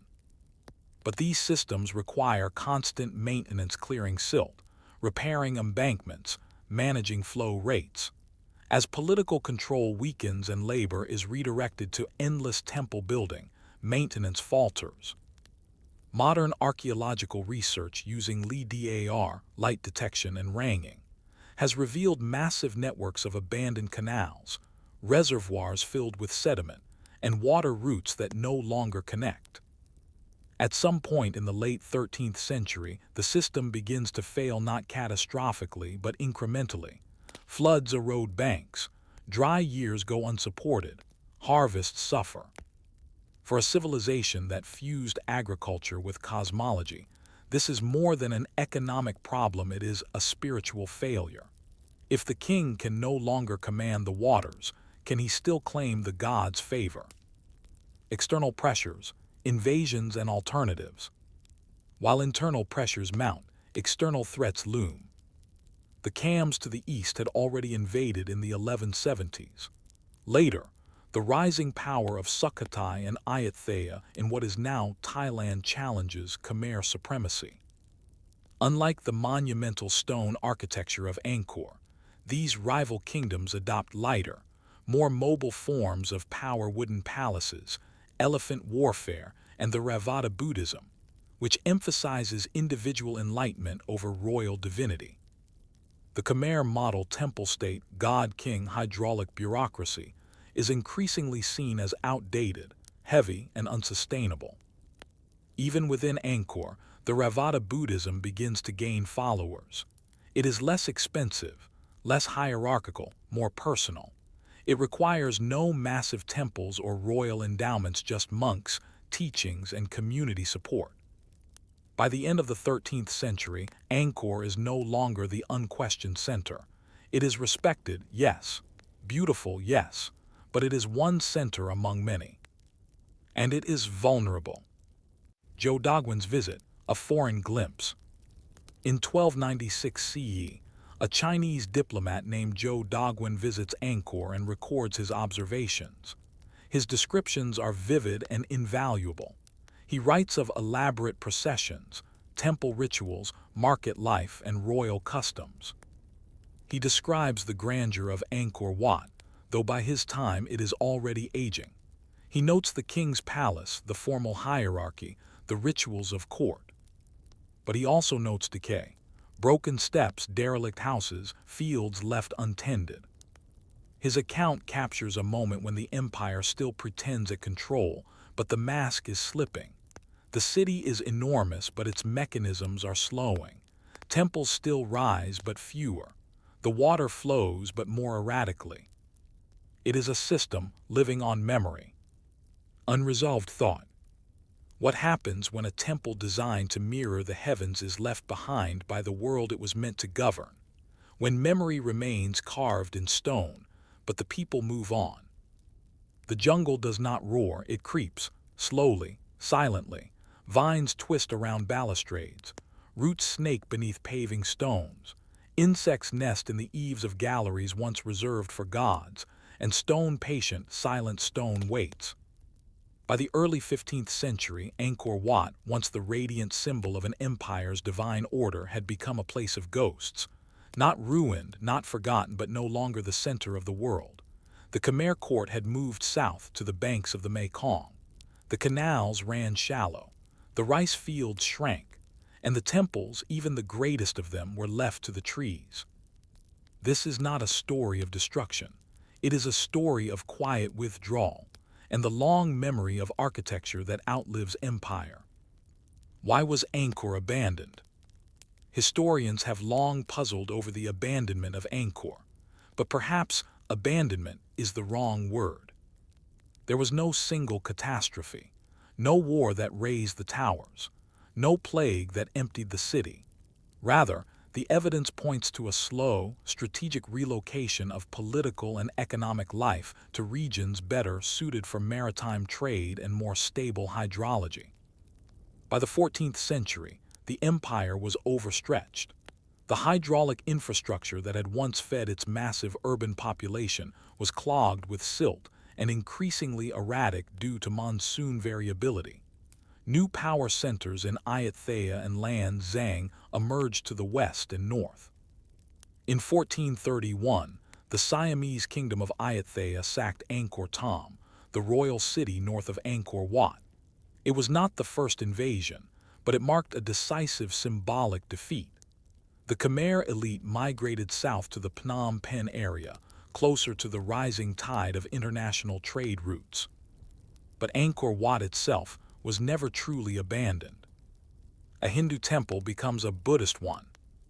As the Khmer Empire's political and economic systems shifted, so too did its spiritual center of gravity. The Theravada Buddhism, simpler and less hierarchical than the Hindu-Buddhist royal cult, spread widely among the population. Angkor Wat, originally built as a Hindu temple dedicated to Vishnu, gradually became a Buddhist sanctuary. This was not destruction, but transformation. Monks continued to live within the temple precincts. Pilgrims visited. Shrines were added. Images of the Buddha were carved into existing walls or placed before older idols. The orientation of devotion shifted, but the site remained sacred. In this way, Angkor Wat never became a ruin. It became a living relic, a place where the old gods slept and the new ones took root in their shadow. Even after the collapse of empire, the temple retained its spiritual charge. Memory carried by locals. Through centuries of colonial ignorance and scholarly rediscovery, Khmer villagers never forgot Angkor Wat. They guided pilgrims. They swept its courtyards. They told stories half historical, half mythological about the temple's construction by divine architects, or about its builders using elephants and magical tools. In the 16th century, the Cambodian king Satha I restored parts of Angkor Wat and reconsecrated it as a Buddhist temple. It was never just a monument. It was a shrine, a memory palace, a symbol of Khmer identity. While other parts of Angkor fell into disrepair, Angkor Wat remained weathered but always watched. It had become less a seat of power and more a seat of continuity. Colonial discovery and scholarly rebirth. In the 1860s, the French naturalist Henry Mauhat famously rediscovered Angkor Wat for the West. His dramatic journals, published posthumously, described the temple as a mysterious wonder like something out of a dream. One of these temples, a rival to that of Solomon, and erected by some ancient Michelangelo, might take an honorable place beside our most beautiful buildings. But this was not a discovery, it was a reintroduction. Soon after, French colonial authorities took interest in preserving and documenting Angkor. Surveyors and archaeologists mapped the ruins. Restoration projects began under the École Française d'Extrême-Orient (EFEO). Damaged carvings were repaired. Weeds and roots were cleared. Galleries reopened. By the 20th century, Angkor Wat was reimagined not just as a temple, but as a national treasure. From sacred geometry to national identity. In 1953, Cambodia gained independence from France. Angkor Wat became a symbol of nationhood. It was placed at the center of the Cambodian flag, the only national flag in the world to feature a religious building. But the temple would soon face a new ordeal. The Khmer Rouge regime, 1975-1979, under Pol Pot, plunged Cambodia into horror. Monks were executed, scholars killed, temples looted or neglected. Yet Angkor Wat survived, largely untouched by direct violence, shielded by its remoteness and symbolic importance. In the decades that followed, as Cambodia emerged from civil war, Angkor Wat became a site of healing. Monks returned. Pilgrims resumed their journeys. Restoration efforts now led by international teams and local experts accelerated. The temple had once been the nerve center of a hydraulic empire. Now it was a spiritual anchor for a wounded nation. Angkor Wat today, between tourist and temple. In the 21st century, Angkor Wat welcomes more than 2 million visitors a year. Pilgrims and tourists walk the same galleries carved nearly 1,000 years ago. Tour guides recount the stories of Vishnu and Suryavarman II. Monks bless offerings. Cameras click. The site is a UNESCO World Heritage Site. Restoration continues. Threats remain: tourism-induced erosion, climate change, development pressures. But still, the temple stands. For Cambodians, Angkor Wat is more than an attraction. It is a memory made solid, a symbol of resilience, of empire without arrogance, of faith that adapts, of architecture that endures not by force but by inclusion. Its water no longer rules the land. Its king is long gone, its empire dissolved. And yet every sunrise still casts light through its corridors. The jungle still sings outside its moat, and the stones, carved by unknown hands, still speak of order, of devotion, of the long patience of sacred architecture. Angkor Wat teaches us that sacred spaces do not simply vanish when their empires fall. They become something else, mirrors of what we've lost and what we still hope to hold on to. Not power but presence. Story 5. The Temple of Jerusalem, Sacred Geography and Roman Rule. You stand upon a hill in the dry heat of the Judean highlands. Dust clings to your sandals, and olive trees sway gently in the breeze. From this high point, Jerusalem stretches around you, not yet a city of stone and gold, but of modest houses, narrow paths, and silence. It is here, on this Mount Zion, that a king dreams of something audacious. A house, not for himself, but for his God, invisible, formless, yet more powerful than the hosts of Egypt or the empires of Mesopotamia. The plan is Solomon's, but the vision is older. This is the beginning of the first temple, a sacred structure that would not only define a people's covenant with their deity, but also become the focal point of empire, exile, and return. A space that once built could never fully be unbuilt. The Temple of Jerusalem would become more than a religious site.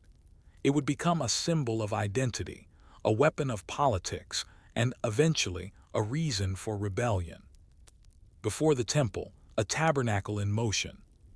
The idea of the temple did not begin in stone. It began in fabric, a mobile shrine known as the tabernacle, or the Mishkan, carried through the desert by the Israelites after the Exodus from Egypt. According to biblical tradition, This tented sanctuary was God's dwelling place among his people. Portable, precise, and holy, it held the Ark of the Covenant, a gold-covered chest containing the tablets of the law. The tabernacle was more than symbolic, it was logistically central. Its placement dictated the camp's layout. Its movement signaled divine direction. Its rituals structured time. But a tent can only go so far. When the Israelites entered Canaan and established a kingdom under Saul and later David, the tabernacle remained, but the political center of gravity had shifted. David, once a shepherd and outlaw, captured Jerusalem and made it his capital, but he was not permitted to build the temple. That task would fall to his son. Solomon's temple, architecture as covenant. The first temple was constructed by King Solomon around the 10th century BCE, with materials and artisans supplied through alliances with Tyre and other neighboring powers. Its scale was modest by Near Eastern standards, but its meaning was not.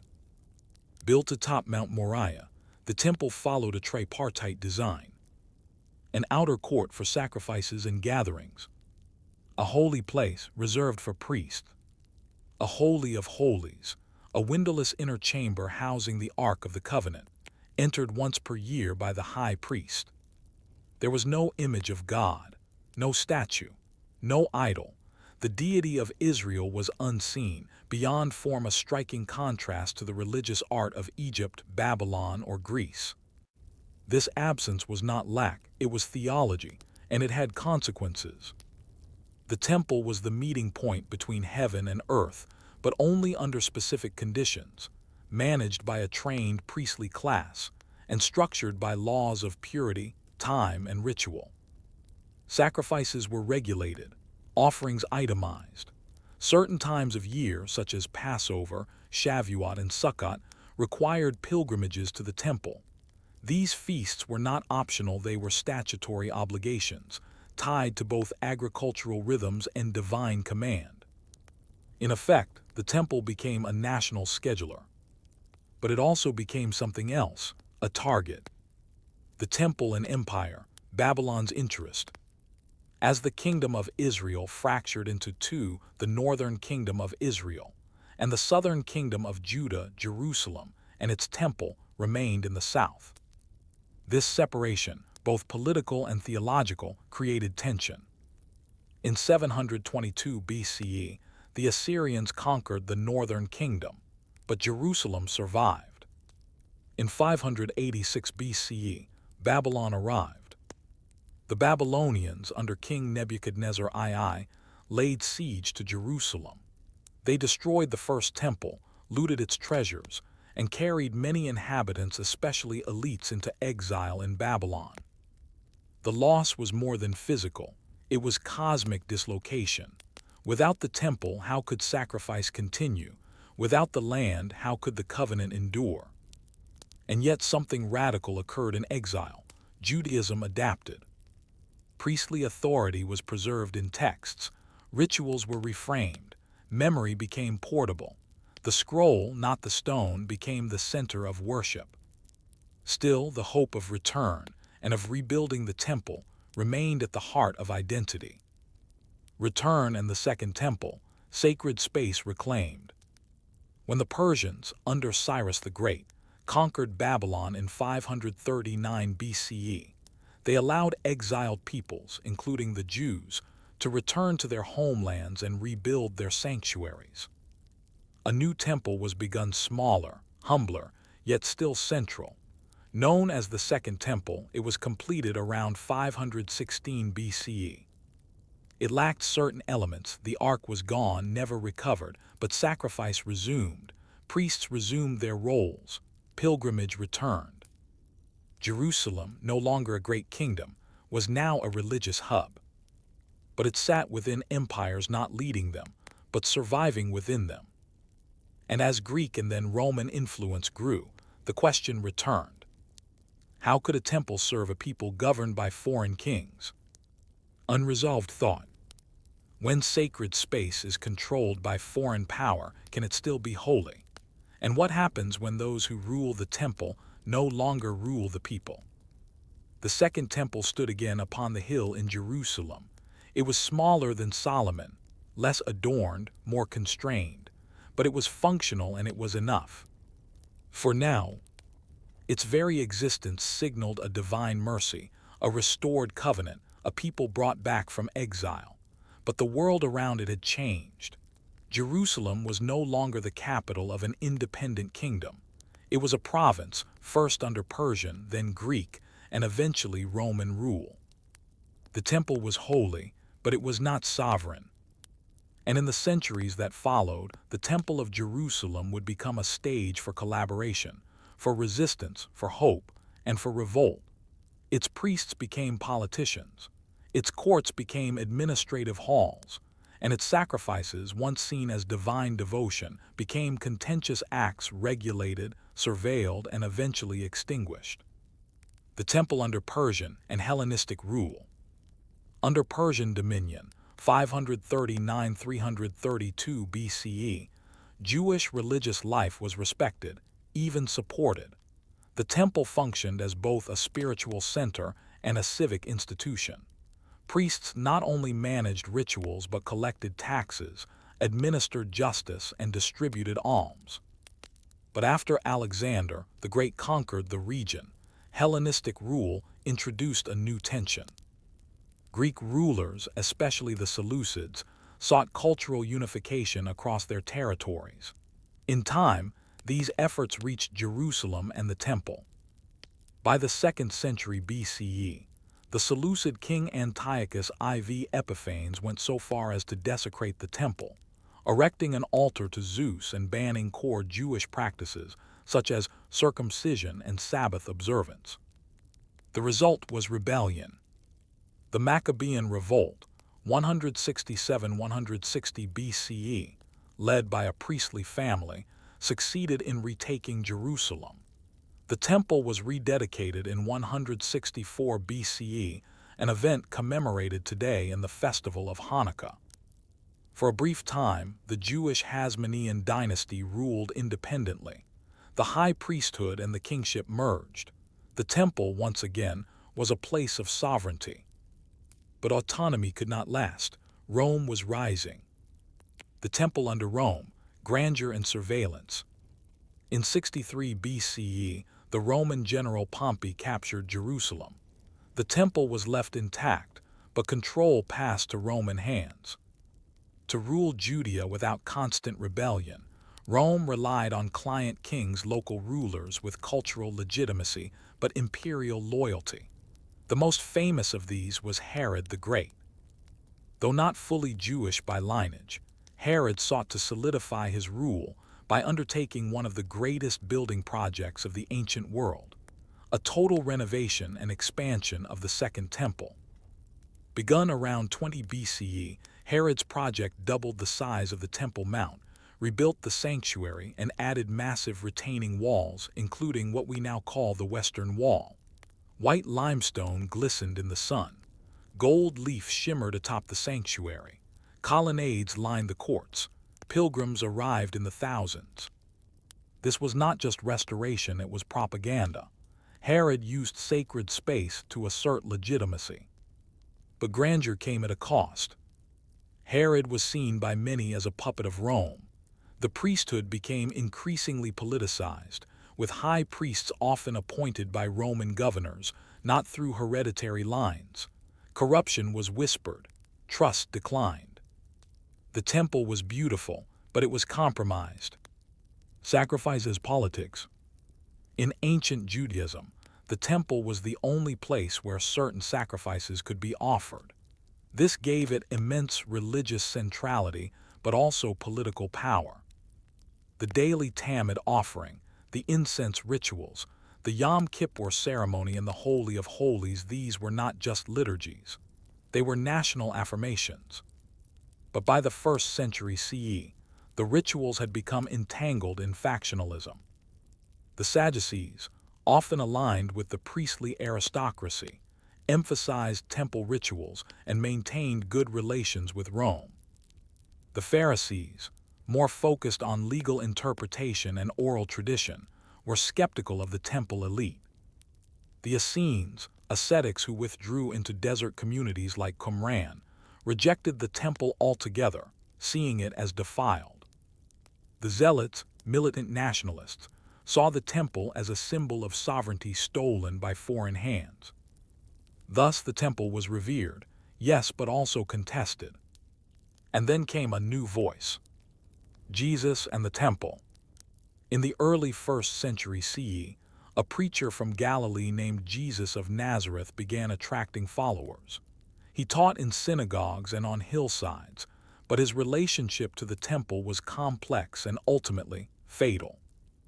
The Gospels describe Jesus visiting the temple during festivals, but they also record a dramatic episode: the cleansing of the temple, where he overturns the tables of money changers, accusing them of turning a house of prayer into a den of robbers. This was not merely moral outrage, it was a political act. The temple's economy, with its animal sellers, currency exchanges, and sacrificial system, was overseen by the priestly elite. To attack it was to challenge authority. Jesus' prediction that not one stone will be left upon another was seen as dangerous. When he was arrested and tried, the temple was central to the charges. He was crucified not by priests but by the Roman state, which feared insurrection. After his death, followers of Jesus began reinterpreting the temple. They spoke of a new covenant, of bodies as temples, of worship not tied to geography. The idea that sacred space could be anywhere was a quiet revolution. But the actual temple still stood and still ruled. The temple as flashpoint. By the mid-1st century CA, tensions between Jews and Rome had reached a boiling point. Roman governors plundered temple funds, taxation increased, nationalist sentiment swelled. In 66 CE, full-scale revolt broke out. Zealots seized Jerusalem. The temple became a military base. Factional fighting erupted even among the rebels. Rome responded with overwhelming force. In 70 CE, the general Titus, son of Emperor Vespasian, laid siege to Jerusalem. The city fell. The temple was looted, set ablaze, and destroyed. Josephus, a Jewish historian who witnessed the events, described flames rising above the sanctuary, priests slain at the altar, and the gold of the temple melting in the heat. The Second Temple was gone, and with it a way of life ended. Unresolved thought. How do you rebuild identity when your sacred center is erased? When the God you worship has no home, and the stones that once housed him now lie in ruin? The flames that consumed the Second Temple did not just destroy a building, they ended a world. It was the year 70 CE, and the temple in Jerusalem, where generations had sacrificed lambs, sung psalms, counted calendar days, and marked their identity with stone and fire, was gone. Not desecrated, not looted, gone. Roman soldiers carried away its treasures: the golden menorah, the table of showbread, the trumpets. Arch of Titus in Rome still bears their images. But what cannot be carried is presence. And so, from the ashes of the temple, something entirely new began. A religion without a sanctuary, a people without a physical center, and a memory more powerful than any monument. The temple would no longer be made of stone. It would be made of longing.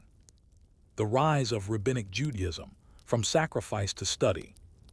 After the destruction of the temple, the question was immediate and overwhelming: what now?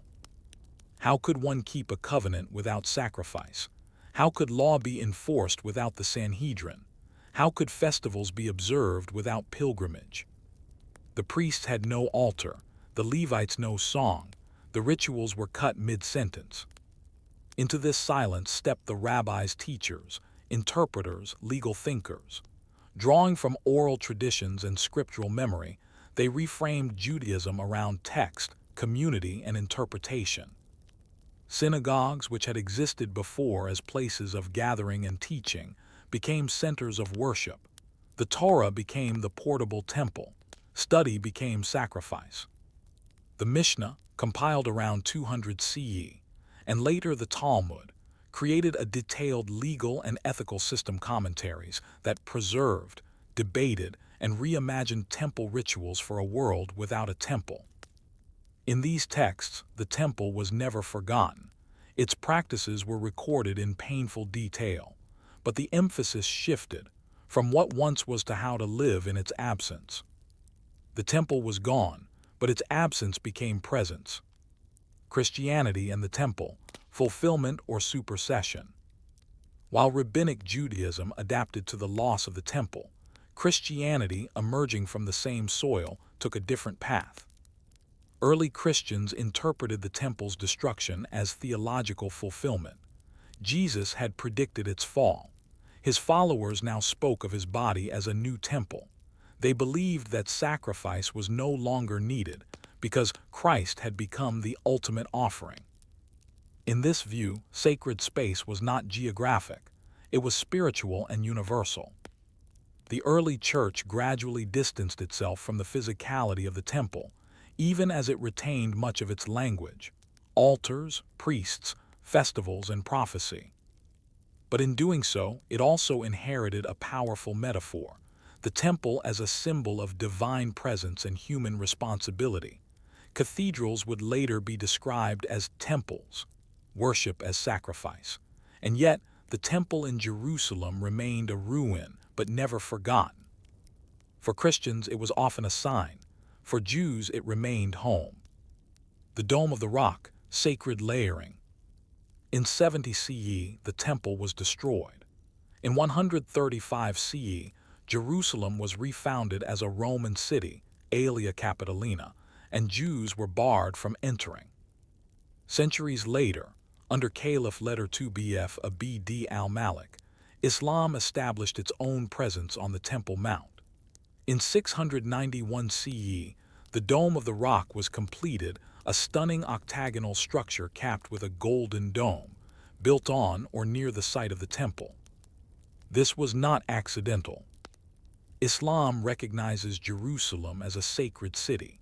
The Dome of the Rock commemorated the Mi letter 2 BFR-J, the Prophet Muhammad's night journey to heaven. The rock at its center, possibly associated with the Holy of Holies, was seen as a point of divine contact. The site now became a layered palimpsest of sanctity. For Jews, the site of the destroyed temples. For Christians, a place of prophecy and pilgrimage. For Muslims, the place where heaven touches earth. But under Islamic rule, the temple could not be rebuilt. Jewish access was limited, longing intensified. Jews began to pray facing Jerusalem and within Jerusalem toward the Temple Mount. Over centuries, this became embedded in liturgy, law, and custom. The phrase "next year in Jerusalem" closed every Passover Seder, not in the city, but at the site where the temple had stood. It became not only a physical hope, but a spiritual compass. The Western Wall, fragment as focus. Among the only visible remnants of the Second Temple complex is a retaining structure known as the Western Wall, or Ha-Kotel Ha-Maravi. This wall was not part of the sanctuary itself, but supported the platform upon which Herod's temple had stood. And yet, over time, it became the focal point of Jewish prayer and pilgrimage. Pilgrims wept there. Prayers were tucked into its stones. The term Wailing Wall, later used by outsiders, reflected a misunderstanding. This was not only mourning, it was presence through absence. The wall became a threshold, a place where geography and memory, ruin and reverence met. Zionism and the temple idea. In the 19th and 20th centuries, as Zionism emerged as both a political and spiritual movement, the temple re-entered the conversation not just as symbol, but as potential reality. For secular Zionists, Jerusalem represented historical continuity. For religious Zionists, it represented messianic expectation. When the modern state of Israel was founded in 1948, Jerusalem was divided. The Temple Mount and Western Wall were under Jordanian control. In 1967, During the Six-Day War, Israeli forces captured East Jerusalem. Jewish access to the wall was restored. The image of Israeli soldiers standing before the wall, some weeping, some stunned, became iconic. But the Temple Mount itself remained under Islamic administration. To this day, it is governed by the Waqf, and Jewish prayer on the Mount is restricted. Why? Because the site is sacred not only to Jews, but to millions of Muslims worldwide. The dream of rebuilding the temple remains powerful, but also perilous. The temple in today's world. Now, in the 21st century, the Temple Mount Har HaBayit to Jews, Al-Haram al-Sharif to Muslims, remains one of the most sensitive places on earth. It is a site of worship, of politics, of surveillance, and of deep emotion. Tourists walk its courtyards. Pilgrims cry before its stones. Protesters clash beneath its arches. Policymakers debate its future. Prophets, both old and new, invoke its name. But through all this, the temple itself, long gone, remains unfinished in the minds of many, not as a construction project, but as a question. Can a people rebuild something that was more than architecture? Can sacred geography ever be restored without reigniting old fires? Or is the temple now something else entirely, a memory more real than stone?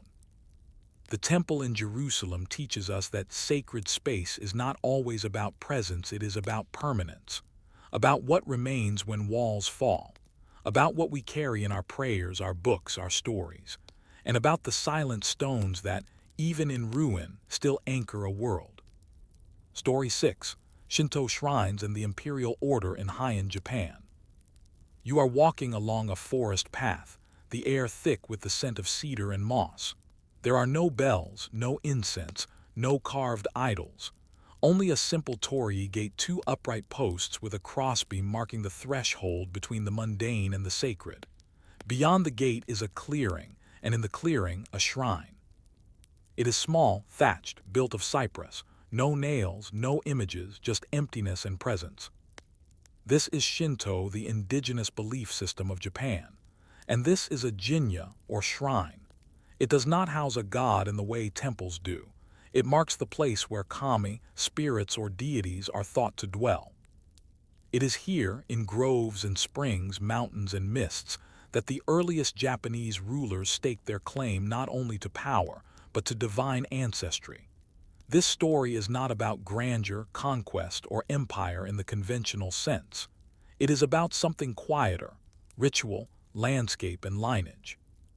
This is the story of how sacred spaces, often humble, often unseen, were woven into the political fabric of Japan, and how an invisible religion shaped the visible structure of an empire. What is a kami? Unlike the gods of Greece or India, kami are not personified in the same way. They are forces, presences, manifestations of nature, ancestors, or phenomena that inspire awe. A mountain may be a kami, a river, a storm, a particularly old tree. Shinto does not have doctrine in the Western sense. It has practice, rituals, offerings, cleanliness, observation. It does not promise salvation or damnation. It emphasizes purity and harmony with the natural world. In ancient Japan, there was no centralized priesthood or sacred text.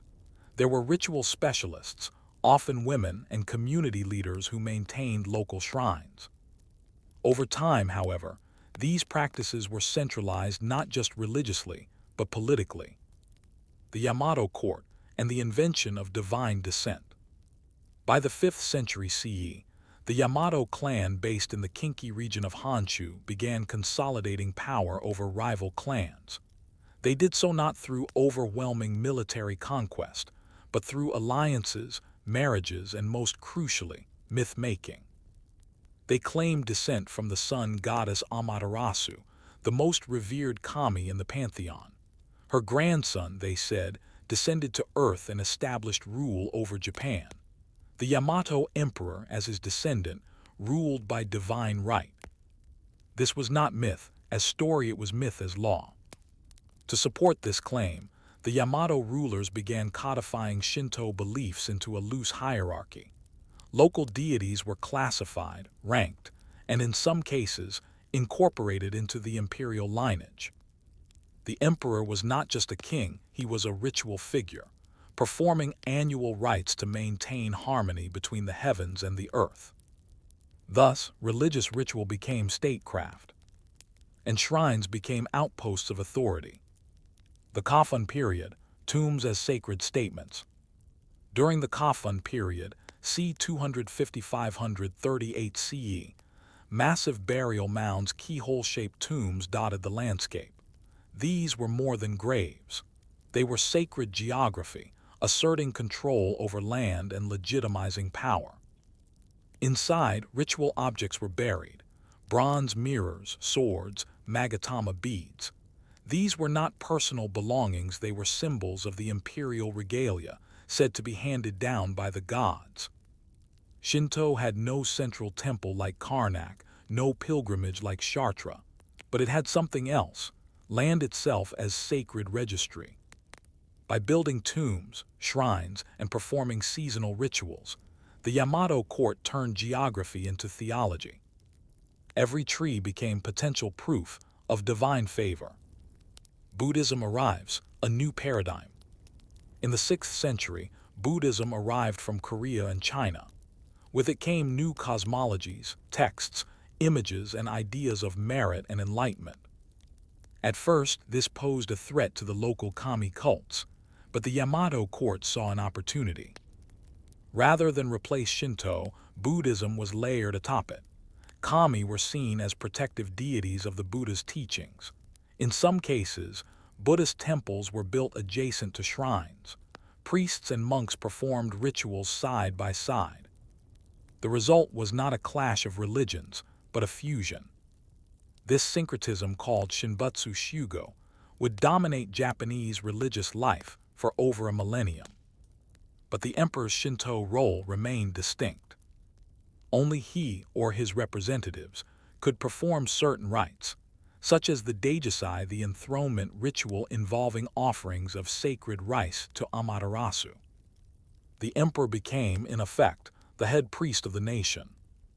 The Kajiki and Nihon Shoki, writing the divine order. In the early 8th century, as the Japanese state became more bureaucratic and modeled on Tang China, a new need arose: written legitimacy. The result was the Kajiki, 712 CE, and the Nihon Shoki, 720 CE, collections of myths, genealogies, and historical chronicles commissioned by the court.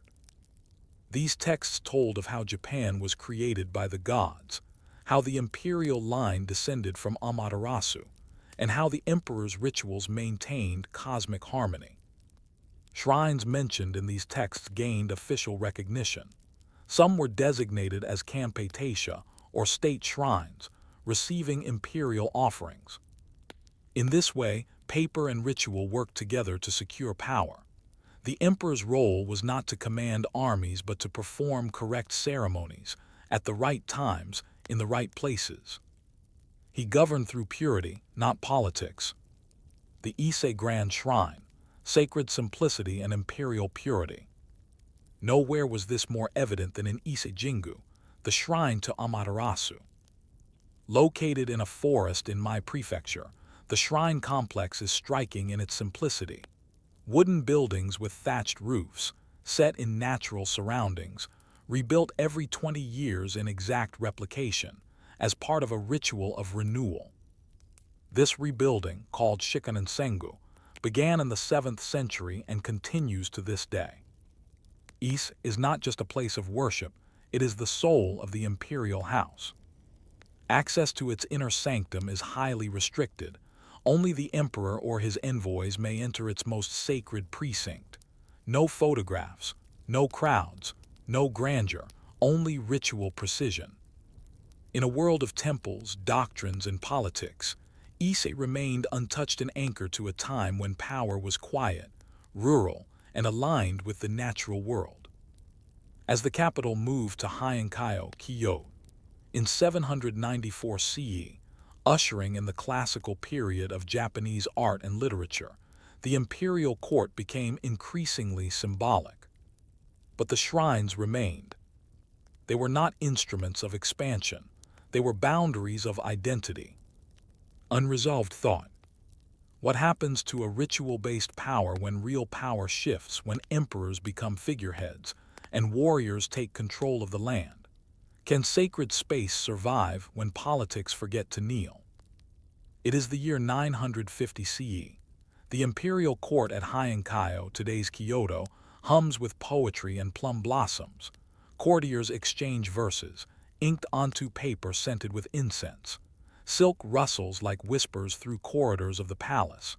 The emperor sits on a raised platform, gazing toward screens painted with cranes and waves. But he does not rule. Not really. This is the paradox of Heian Japan, an emperor surrounded by divinity and ritual, but encased in symbolic power. As the state grows more complex, real authority slips into other hands, first to regents of the Fujiwara clan, later to warriors and provincial strongmen. Yet the shrines remain. And so does the sacred role of the emperor, not as commander of armies, but as keeper of rituals. Even as his political relevance fades, his ritual presence continues to anchor the legitimacy of the state. This is a story of sacred persistence, how Shinto shrines retained meaning even as the world around them changed. The Heian court, aesthetic governance in ritual time. The Heian period, 794–1185 CE, is often remembered for its refinement. Courtly manners, literary masterpieces like the Tale of Genji, and the meticulous observation of seasonal festivals. But beneath this elegance was a powerful mechanism, ritual governance. The emperor, cloistered within the palace, performed a cycle of ceremonies that kept the realm in symbolic harmony. Offerings to kami, reports to ancestral deities, and the reading of oracles from Shinto shrines were all part of court life. Each shrine was woven into the calendar: when to plant, when to harvest, when to purify. At Kasuga-taisha in Nara, sacred dances, kagura, were performed as offerings. At Ise, imperial envoys presented the Toyoke Daijin, the kami of agriculture, with rice harvested specifically for the shrine. This ritual calendar was not decorative, it was administrative. Shrines became extensions of the imperial presence in the countryside, but they were also instruments of negotiation. Local elites seeking prestige would patronize or sponsor shrines. In return, their legitimacy was affirmed. Kami, once local and unnamed, were brought into the imperial fold. This was sacred diplomacy. The Injishiki, bureaucratizing the kami. In the 10th century, a monumental text was compiled, the Injishiki. This 50-volume manual detailed the laws, procedures, and rituals of the Japanese state. Included within it was a list of official shrines known as shikanesha and their associated deities. It outlined which shrines received imperial offerings, what rituals were to be performed, what ranks were assigned to each kami. This was not just theology, it was bureaucracy, a divine filing system. Through the Injishiki, the state classified the kami. Those recognized by the court gained rank, prestige, and state support. Those who were not remained local, unofficial, untaxed. This ranking system turned religious devotion into political administration. But it also preserved autonomy. Many shrines continued local practices, combining Buddhist elements or unique customs. The state standardized what it could, but it did not erase the forest paths. Shrines remained rooted in place, even as the court floated above the real world. Syncretism deepens, shrines become temple neighbors. By the mid-Heian period, the blending of Buddhism and Shinto reached new depths. Kami were seen as local manifestations of Buddhist deities, Hanji Suijaku theory. Shrines were built within temple complexes. Buddhist monks conducted Shinto rituals. Shinto priests adopted Buddhist practices of chanting and scripture. One famous example is Hai Shrine, protector of the capital, which became closely tied to the Tendai Buddhist temple on nearby Mount Hiei. These combinations were not contradictions, they were strategic accommodations. Buddhism brought metaphysics, doctrine, and a transnational prestige. Shinto brought land, lineage, and a deeply rooted sense of place. Together, they offered a full-spectrum legitimacy, one from this world and one from beyond it. Shrines and land control, the rise of the Shun system. As the central government weakened, private estates called Shun multiplied. These were tax-exempt lands granted to nobles, temples, or shrines. In theory, they were exceptions. In practice, they became the rule. Shrines, especially major ones, received vast tracts of land as shun. These were managed by stewards who collected rice, oversaw labor, and ensured that offerings were made. In some cases, shrines became quasi-feudal landlords. Offerings to the kami now came with receipts. Peasant labor supported rituals performed miles away. Some shrines built storehouses, workshops, and even fortifications. This gave shrines a dual identity, sacred space and economic hub. But power brings risk. The rise of the samurai and the dimming of the court. In the late 12th century, following the Genpei War, the military clan of Minamoto established the first shogunate in Kamakura. This was a turning point. Political power shifted decisively from the imperial court to the samurai class. The emperor remained, cloaked in ritual, but decisions were now made by military rulers. Shinto shrines, many of which had ties to the imperial court or aristocratic families, saw their political role decline. Yet they did not vanish. The new warrior elite needed legitimacy, and Shinto, with its ties to lineage and purity, could provide it. Many samurai clans established their own guardian shrines, patronized existing ones, or traced their ancestry to kami. The famed Tsurugeaka Hachimengu Shrine in Kamakura became both a religious site and a symbol of warrior virtue, dedicated to Hachimen, the kami of war, now fused with a deified emperor. The shrine became part parade ground, part sanctuary, part public square. In this way, shrines adapted no longer extensions of the court, but symbols of martial honor. The shrinking emperor, the expanding memory. By the 13th century, the emperor was little more than a ceremonial figure, but his sacred functions continued. The Daijisai, the sacred enthronement ritual, was still performed. Offerings were still sent to Ise Shrine. And in the countryside, thousands of shrines still marked groves, springs, and stones. Even as the state fractured, the Shinto landscape held. It was not centralized. It was rooted in locality. Kami were never gone, they were quiet. And the people, though they now followed generals, still bent their heads at torii gates. They still left rice and sake at wooden altars. They still believed in purity in nature and in the rituals that bound them to the past. Unresolved thought. But what happens when new ideologies arrive foreign and totalizing, insisting that only one truth may govern? Can a sacred system built on multiplicity survive a demand for purity? The forest has changed. The shrine is still there, a gate, a grove, an altar, but the world around it is not the same. Samurai no longer ride the hills unchecked. Court nobles have faded from power. Foreign ships approach from the sea. And the emperor, long a figurehead, sits at the heart of an emerging nation-state.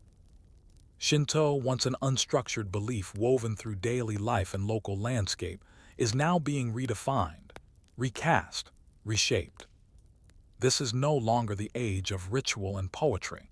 It is the age of ideology. And as Japan transitions into modernity, from feudal fragmentation to centralized empire, Shinto shrines become instruments not just of worship or community, but of nationhood. The sacred is no longer just spiritual, it is political. This is the story of how Shinto was codified, weaponized, and in time, re-examined a journey from gentle rites in the woods to grand marches in parades, and then back once more to silence. The Kenmu Restoration and the Return of the Emperor, 1333-1336. In 1333, the Emperor Go-Daigo attempted to restore imperial rule, overthrowing the Kamakura shogunate in what became known as the Kenmu Restoration. It was short-lived. Although it reasserted the emperor's sacred authority for a time, military power quickly returned to the samurai, now under the Ashikaga shogunate. Still, the restoration left a legacy, a reminder that the emperor was not just ceremonial, but a potential source of real power, especially when cloaked in sacred legitimacy. Shrines during this time remained largely localized and tied to their regions. The state was fragmented, but Shinto endured not as a centralized faith, but as cultural infrastructure. Every village had its rites, its deities, its ceremonies marking rice planting and harvest, birth and death. Shinto was not about belief, it was about belonging. Tokugawa period. Order through harmony, 1603-1868. Under the Tokugawa shogunate, Japan entered over 250 years of relative peace. The emperor remained in Kyoto, largely removed from governance, while the shoguns ruled from Edo, now Tokyo. Shinto shrines flourished not through state centralization, but through community activity. Shrines served as focal points for festivals, matsuri, processions, and local identity. During this time, Neo-Confucianism and Buddhism were officially sanctioned, but Shinto continued to coexist, often blended into Buddhist temple complexes. Yet in the 17th and 18th centuries, a new intellectual movement emerged, Kokyugaku, or national learning. Scholars such as Matori Norinaga sought to rediscover Japan's ancient roots, emphasizing the purity and emotional sincerity, Makode, of early Japanese texts like the Kojiki and Nihon Shoki. They argued that Shinto was the original Japanese spirit, uncorrupted by foreign ideas. This laid the ideological groundwork for what was to come. Shinto was not yet a state religion, but it was being theorized as one. Meiji Restoration, the invention of state Shinto. In 1868, the Tokugawa shogunate fell. The emperor was restored to power in an event both symbolic and revolutionary, the Meiji Restoration. But restoration was a misnomer, it was transformation. Japan rapidly modernized, abolishing feudal domains, building a conscript army, adopting Western science, law, and industry. And as the state sought unity and identity, it turned to a familiar tool, Shinto. The Meiji government established state Shinto, Kaka Shinto, as a non-religious, by legal designation, expression of national identity. Shrines were no longer personal or local, they became arms of the state. The emperor was declared divine, a direct descendant of Amaterasu. Shrines were ranked, funded, and managed under a centralized bureau of shrines. Rituals became public affirmations of loyalty to the nation. Students were required to visit shrines, bow before imperial portraits, and learn shrine etiquette. Ise Shrine, already the spiritual heart of the imperial line, became a national pilgrimage site. Its rebuilding was funded by the state. This was not just a revival of old beliefs, it was a reinvention of them for political consolidation. The spiritual world had been nationalized. Shinto in Empire and War, 1890-1945. As Japan expanded its empire to Taiwan, Korea, Manchuria, and beyond, state Shinto was exported. Shrines were built in occupied territories.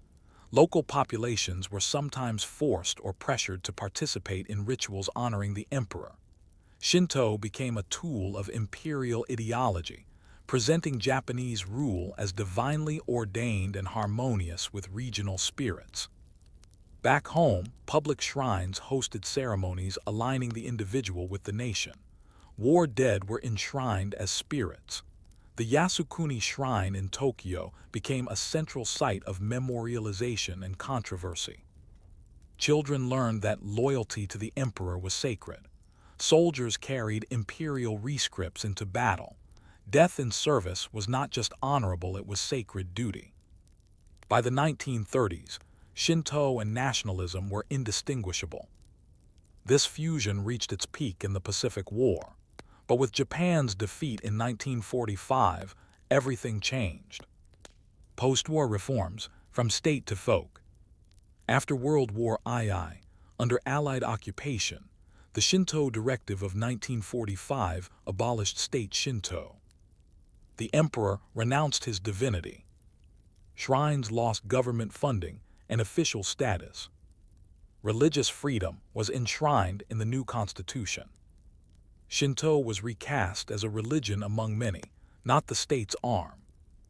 And yet shrines remained, not as political institutions but as cultural anchors. Today, Japan has over 80,000 registered shrines. Most are humble, neighborhood jinya, forest clearings, wayside markers. They serve not as dogma but as ritual continuity. Shinto weddings, New Year's visits Hatsumode, blessings for cars, homes, bobbies. At Ise Shrine, the rebuilding continues every 20 years. Craftsmen pass techniques across generations. Forests are replanted. Rituals repeat. Purity, seasonality, gratitude. The sacred persists but quietly. Shinto's modern role, presence without power. In modern Japan, Shinto does not demand belief. It asks only participation. It is not exclusive. Many Japanese also practice Buddhism, visit Christian chapels for weddings, or observe secular customs. And yet the Shinto shrine remains a potent symbol. Torii gates are instantly recognizable. Festivals fill the streets. Even in anime and pop culture, the shrine endures part nostalgia, part spiritual grammar. And the emperor still performs rites at Ise, still embodies a sacred thread, though now a symbolic monarch under a democratic constitution. Japan remains a country where ritual is not religion, but rhythm. And Shinto, with its forest shrines and silent altars, continues to shape that rhythm just as it did over a millennium ago.